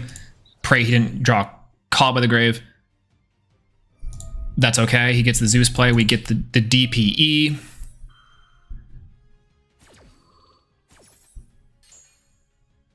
Oh, come on. We've already used like all of our resources here. We have like Stratos in our deck that can just carry us through. DPE should be able to pop the Zeus, which is going to be like fine, but man, we got to, okay, that's perfectly fine. He can't go into a second Zeus because this game is fair and real. I can activate the effective increase here, increase on the board. We can put this on the field. We can actually keep our DPE around by popping this and the Zeus, so we still get it if we want to. Plus his DPE is going to be in defense position. This is going to be crazy. End phase, our turn. 70 seconds left on the clock. Draw Book of Moon! No! We're crazy. We are crazy. Book of Moon is nuts here. It is so good. Book of Moon is insane. We can prompt the Zeus. We can do everything we need to. Battle phase here. Yeah, we want the revive. We need the revive. Detach 2? Perfectly fine. Perfectly and acceptably fine. We activate the effective DPE. Pray to God that this is not an imperm. It is an imperm! Oh no. Oh no. Not the imperm. Book of Moon, baby. Target the DPE. Turn it face down. What can he do but cry? DPE pops itself, pops the Divine Arsenal Zeus.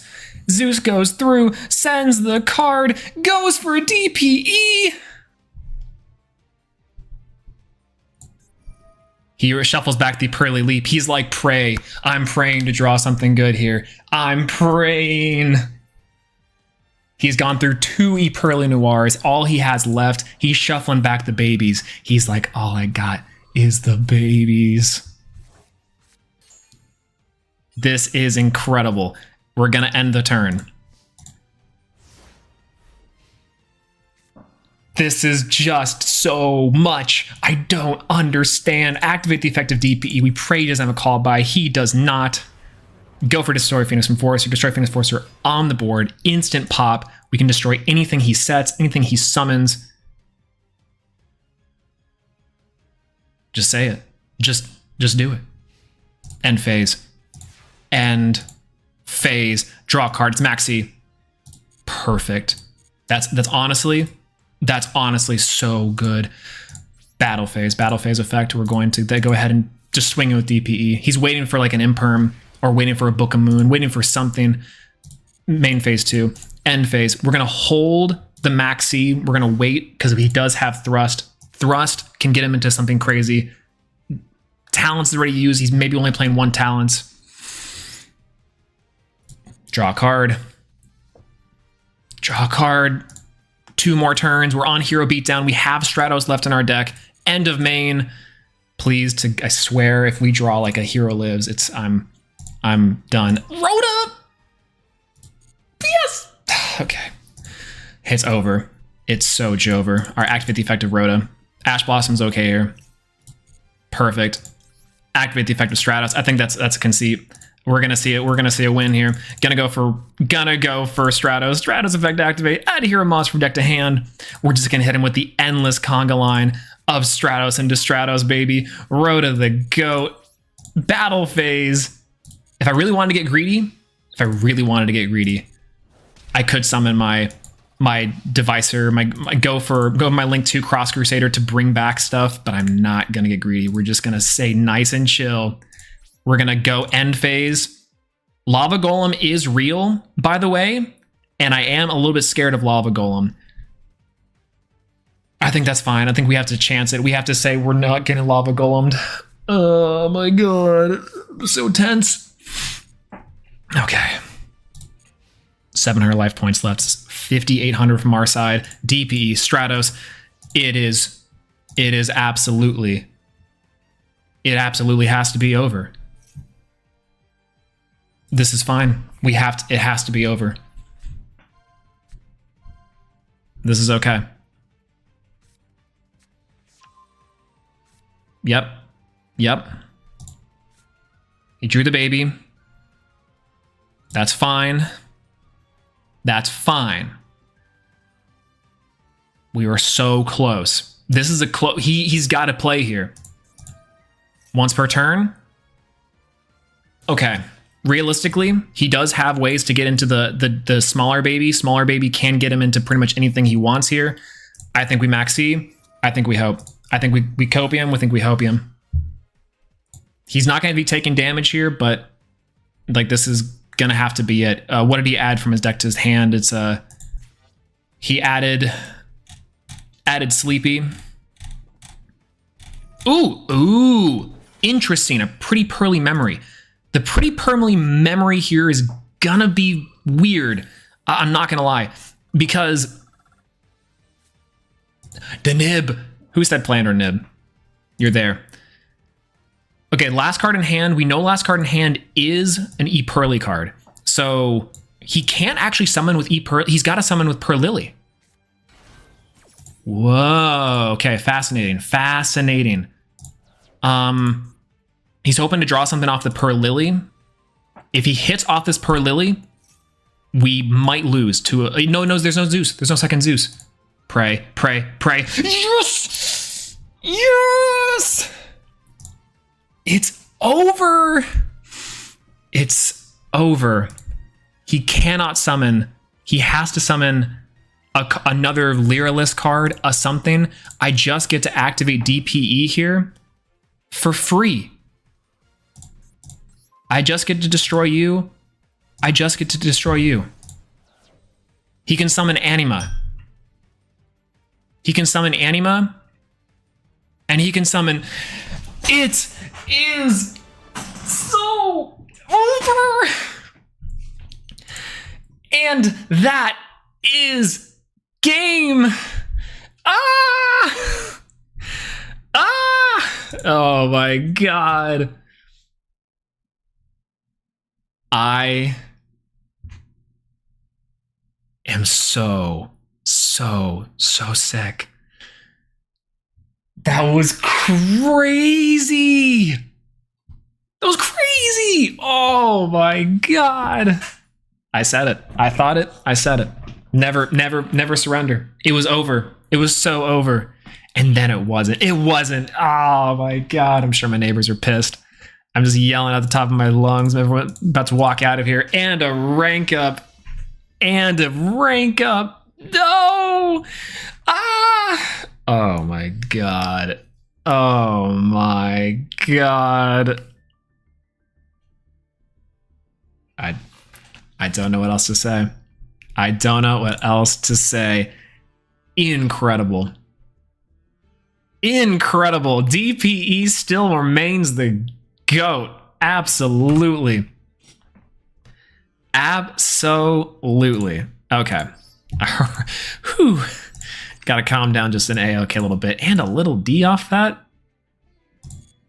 I hear fire alarms coming off in the buildings next to me. Someone just got burned. Okay. All right, we have to make room. I think I'm out of replays, maybe. I can get rid of one of these. I can get rid of you, I think. I think this is the one that I faked I had Nibiru and I didn't actually have it. Which one's you? This one is something I can't remember, so I'm just gonna delete it. I think maybe that was the one that was against the SEMO structure deck, I think. We have to save that. That's a public and a replay and a half. Holy Holy gosh. Holy God. All right. We got, that was insane. That was one of the best games I've ever had, probably in the history of you. 11 turn hero DPE game at high elo. It doesn't get much better than that. It really doesn't. It really does not get much better than that. My hands are shaking, palms are sweaty, knees weak, arms are heavy. Whew, everyone take a breather. Let's check the deck. Let's take a breather. This is the craziest game I've ever played. DP the GOAT. Holy. Okay, so Copium level 900. Is this hero deck actually worth playing inside the meta? I really don't think so. I know I just said all those things, but oh my gosh. To be fair, we've had much better games lined up later than we did before. I think this performed decently. We got lucky. We got lucky as hell. But I mean, this was crazy. Yeah, you being the Sprite player number 1 and this number 2. Honestly, yeah. No, that was the Sprite game was really good. I'd look back on that game quite fondly too. Oh my God. This list needs some tweaking, but God, did it not perform. I think there's still levels to this. Like on one hand, this deck can perform. On the other hand, it's playing a lot of Copium. Why am I playing a copy of Crosskeeper? I should take that out. Everything else in here, though, I think is fine. You know, the Dark Angel Secret Effect, that really was the play of the game. That was insane, and honestly not a bad tech option to do the thrust on top of it. I don't know if we're gonna be able to repeat that success during the MCS, but it's possible. It really is possible. Cash is still our worst matchup. It absolutely is our worst matchup unless we draw specifically Book of Moon or specifically Nib. We can't really play Kaijus because our deck cannot play it natively. We can play like Dark Ruler maybe, but that's still not great. I don't know. I think I have to retire after that. I think I have to actually just retire. I will never have a game as exciting as that ever again. That's not true. We can't say that, or else that stays true. We have to have more exciting games other than that. That was crazy. I'll admit it. That was crazy. Oh my God. Okay, so for real though, I don't know if this deck is gonna cut it. Like actually, I don't know. I think you'll play against some cash with going second and see if you can play Eclipse versus Moon. Yeah, I think Book of Moon is better if I can't out the entire board, but Eclipse is kind of better in general. This is better targeted for like specific stuff. But I still think even then, like Eclipse is still kind of fine. Like especially in a world not without Darklaw, but with like cash specifically, Book of Moon is not as good as Eclipse. Yeah, I think you'll have to play against some cash and with you going second, see if Eclipse. I think Eclipse is maybe better against cash. Book of Moon is better against everything else. Because you don't really need to Book of Eclipse Pearly. Like you can, and it's probably good to do it at a certain point, but after they get to that certain point, they're probably playing Noir. Moon is too niche. I think Moon is really good for certain matchups. It's bad against Branded, but it's always been bad against Branded.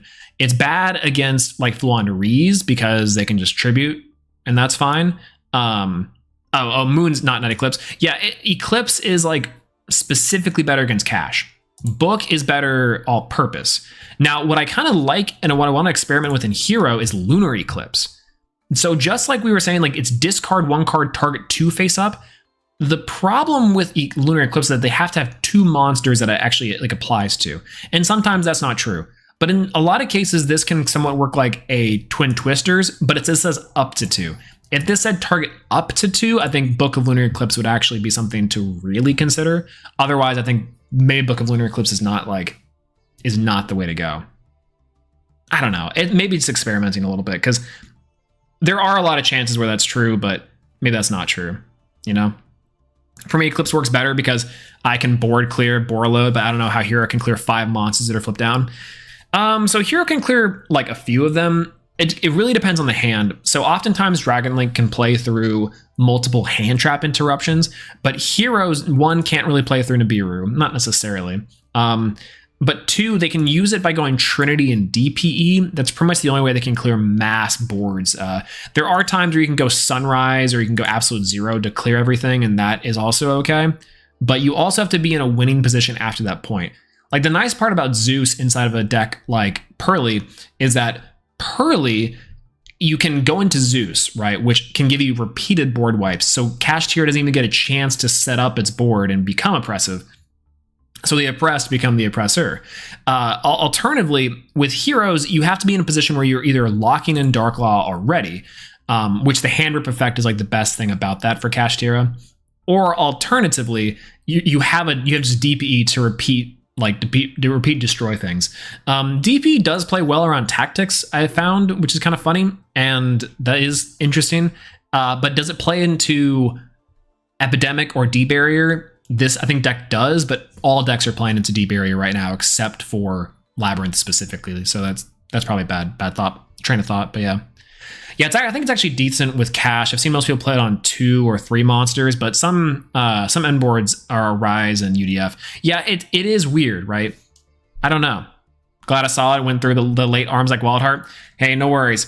Thanks for stopping by, Lou Plays, and thanks for hanging out. I do appreciate it. Thanks for catching the most insane game of 2023 for sure. Holy. But I don't know. That was insane. Thanks so much. Have a great rest of your night. I look at Gozen again, maybe too slow and consequential. The problem with Gozen is it's only at 1, so I'd have to just draw it, which, to be fair, is maybe what this deck wants to do. Like, you just are drawing the out. There's not like a good way to play around that unless I'm getting lucky. And with my luck, I'm getting unlucky every time. Pearly is still probably the best option. I don't know. I'm so conflicted, man.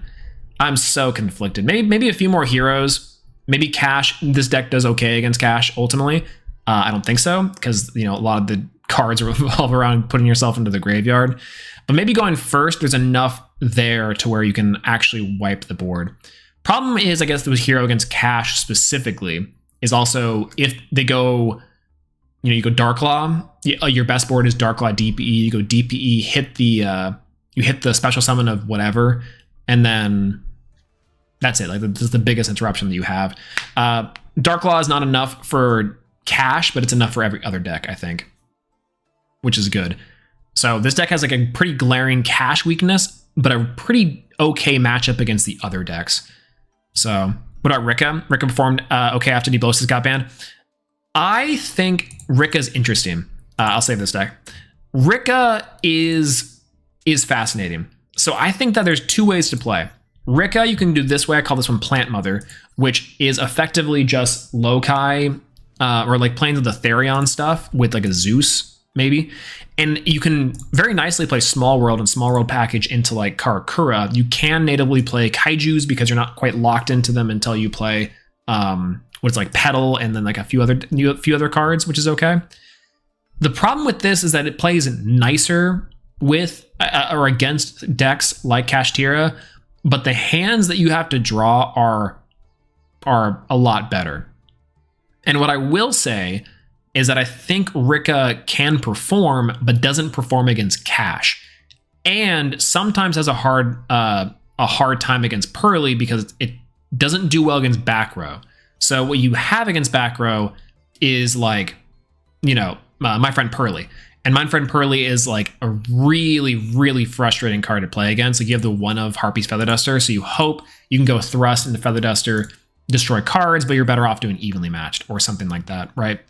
So I think Rika has its place. I don't know how well Rika is going to do, but I think it's all right. Yeah, that's why you play 3 Thrust. That's true. 3 Thrust, I think in this deck, it can actually run 3 Thrust. I might cut a Dark Ruler. Dark Ruler is still pretty solid, but I don't know. Better for going second for sure. And how do you break the boards? I don't know. Yeah, this deck can establish a lot more. I kind of like, so I have another one called Rickababy. And Rickababy, I think, is a slightly stronger going first strategy inside of Master Duel, specifically because Cactus Bouncer is surprisingly effective inside this deck. You do skirt around Kaijus, you do skirt around Lava Golem, you do skirt around a lot of other cards because Cactus Bouncer gets you there. Only problem is that your boards on this fail really hard to evenly match, which I think is fine. Like, I don't know. I've always found it fine to lose it evenly matched, but I don't know. Yeah, that's what Yu-Gi-Oh! Is. It's bad. True. Very true. And that's why Yu-Gi-Oh! Is bad. Yeah, you're going to have a hell of a time making a short out of that one. Bro, the problem with making a short out of that one is it's such a long duel, I might as well just make it a video, you know? Which I think is hilarious. But, yeah, I don't know. I don't know if Rick is the play. The other one is just Little Guy Turbo. Little other one we do is Pearly, and Pearly is the non-ironic option. But maybe we just go hard going second Pearly.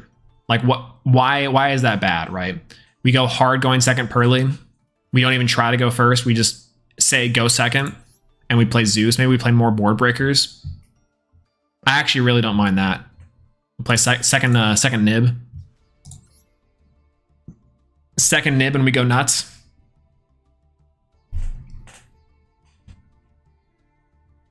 I don't hate. Why do I like that?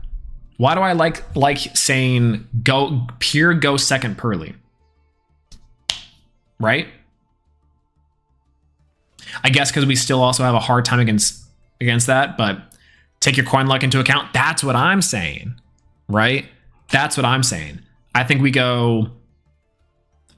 us going into going second period. I think this deck is pretty okay at breaking boards. And worst case scenario, we like make Zeus and go. It's still smarter not to do that. We can still make it more insane boards going first. Yeah,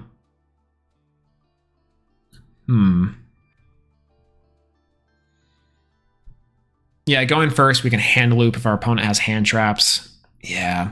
I think we can go first or second with this deck. That's maybe the best thing. We should be going first ultimately, but going second is still like an insane thing to do. Interruptions, plenty. I guess we just have to get used to doing it. Yeah, Zeus is just crazy, right? I think the only problem with Zeus going second is that we're going to run into Unicorn, and Unicorn is going to just right there, right out of there. It's exactly what it's going to do. They're going to take one look at our action deck and be like, oh, cool. Out. Gone. Peace out. See you. Out of there. Bye-bye. I never noticed that. If you exit a card here, it goes to the trunk. Like the trunk here, card list. So if I put Zeus back in and I go card list, boop, it goes into the zone. But if I go here and bookmark and I go boop, it goes to the trunk. That's cool. That's crazy. Did not notice that.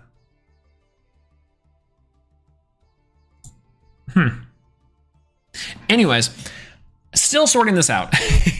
I think hero play I think we could play hero pretty definitively for the lulz, for the memes.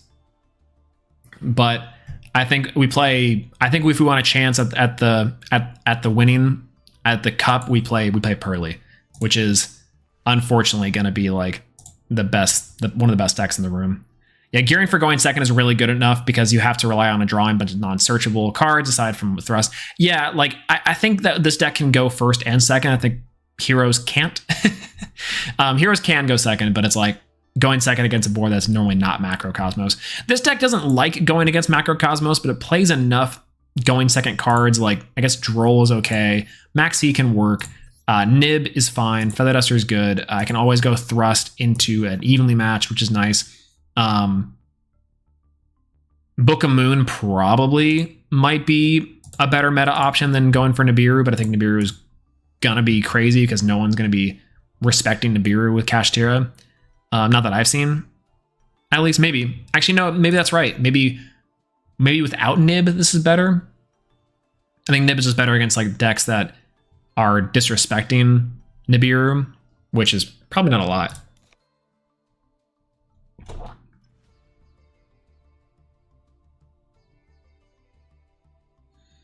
Yeah, I think that Karakura is better, honestly. I kind of maybe one Karakura. I think Karakura is very solid. I think we play 2 Karakura. I like Karakura a lot instead of Nib. Honestly, Karakura at 3 might even just be best. It's a level 1 monster, so it's a fairy, which also works with our deck really nicely. Nib is okay, but this card's much better for going second and oftentimes can get us there. When did I get 130? Oh, I got that from the pack. Lol. Save. What about that? That looks pretty interesting. I don't mind that at all.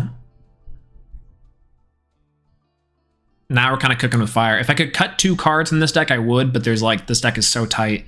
You want to play all 3 of that. I think one of each of those is fine. Impermanent 1 probably could go. Yeah, after 3 rounds, I think that this is probably not a bad option. I don't hate this at all. Yeah, on ranked, you won't see results, but in competitive, I think you'll start to pay off. I kind of like that read. Honestly, I don't mind the read of that. The only thing... Actually, no, I think Karakura also natively works in this deck. Did you dismantle your Kelbeck? I don't think I had a Kelbeck. Yeah, I never had a Kelbeck. I never had the other one.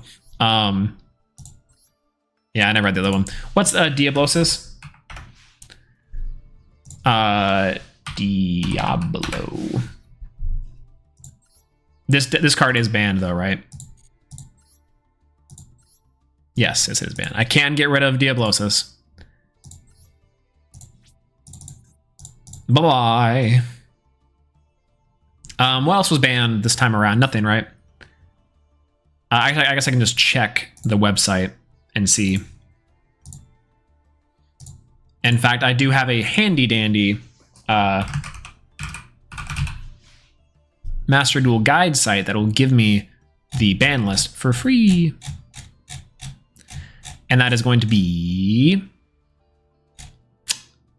Havness. I think I have Havness at 2, Nimble Beaver. Oh, and Bamboozling Gossip Shadow. Hey, is Rongomeniad still legal? Oh, I can search banned card. Oh, I can. That's right. I forgot I can search banned cards.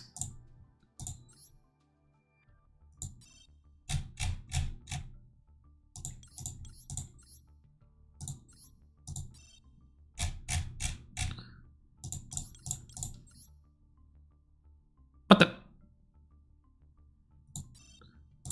It's not going to just show me all the cards that exist inside of Master Duel that are limited, semi-limited, and forbidden. That seems broken. Why does it do that? No, it works that way. Why does it not work for forbidden, I guess? It's a little bit strange, but whatever. Probably should have been doing this the whole time. Dismantle selected cards. And then I think Nimble Beaver is probably one I didn't have. Havness, I think I only had it as maybe a 1 of anyways. Oh, well, it's a normal. Who cares? All right. I keep this thing pretty clean. I don't know if that's apparent. Oh, I guess except for the rares, these really don't matter. It doesn't matter. Oh, this is a Foolish Burial Goods. I don't know why I have 2 of these. Interesting why I didn't hit that before. But I mean, super rares are never an issue inside this deck. You know what I'm saying? Yeah, do you see that spell tech that cash players are using to counter Max E? No. What's the tech they're using? Rongo's banned. Okay, thank God. You should be a psychic to have your opponent shuffle their whole hand and draw 3. Oh, really? That's a really cool tech. That's a really cool card. I like that a lot. Yeah, you can just search banned cards. Are we just deck building the rest of the stream? I actually think the stream is kind of winding down for the most part. I was about to end it here in like a couple minutes, but yeah, honestly, yeah, it's probably a good time. It's a little bit late. Our hero game is over. Let's go back to the deck real quick. We can smile at the Copium level 9,000. Maybe we return to this deck for a future MCS. Like, unironically, maybe we do.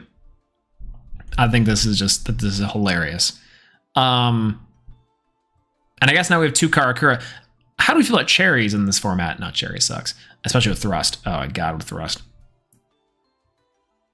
Yeah, for real, this Copium level 9,000 is true. Wait, no, we want Nibiru because Karakuri doesn't work in this deck because we have to summon heroes. We are locked in otherwise, unless we summon specifically Verte. I guess the Verte helps with that, but it really doesn't. So that's fun.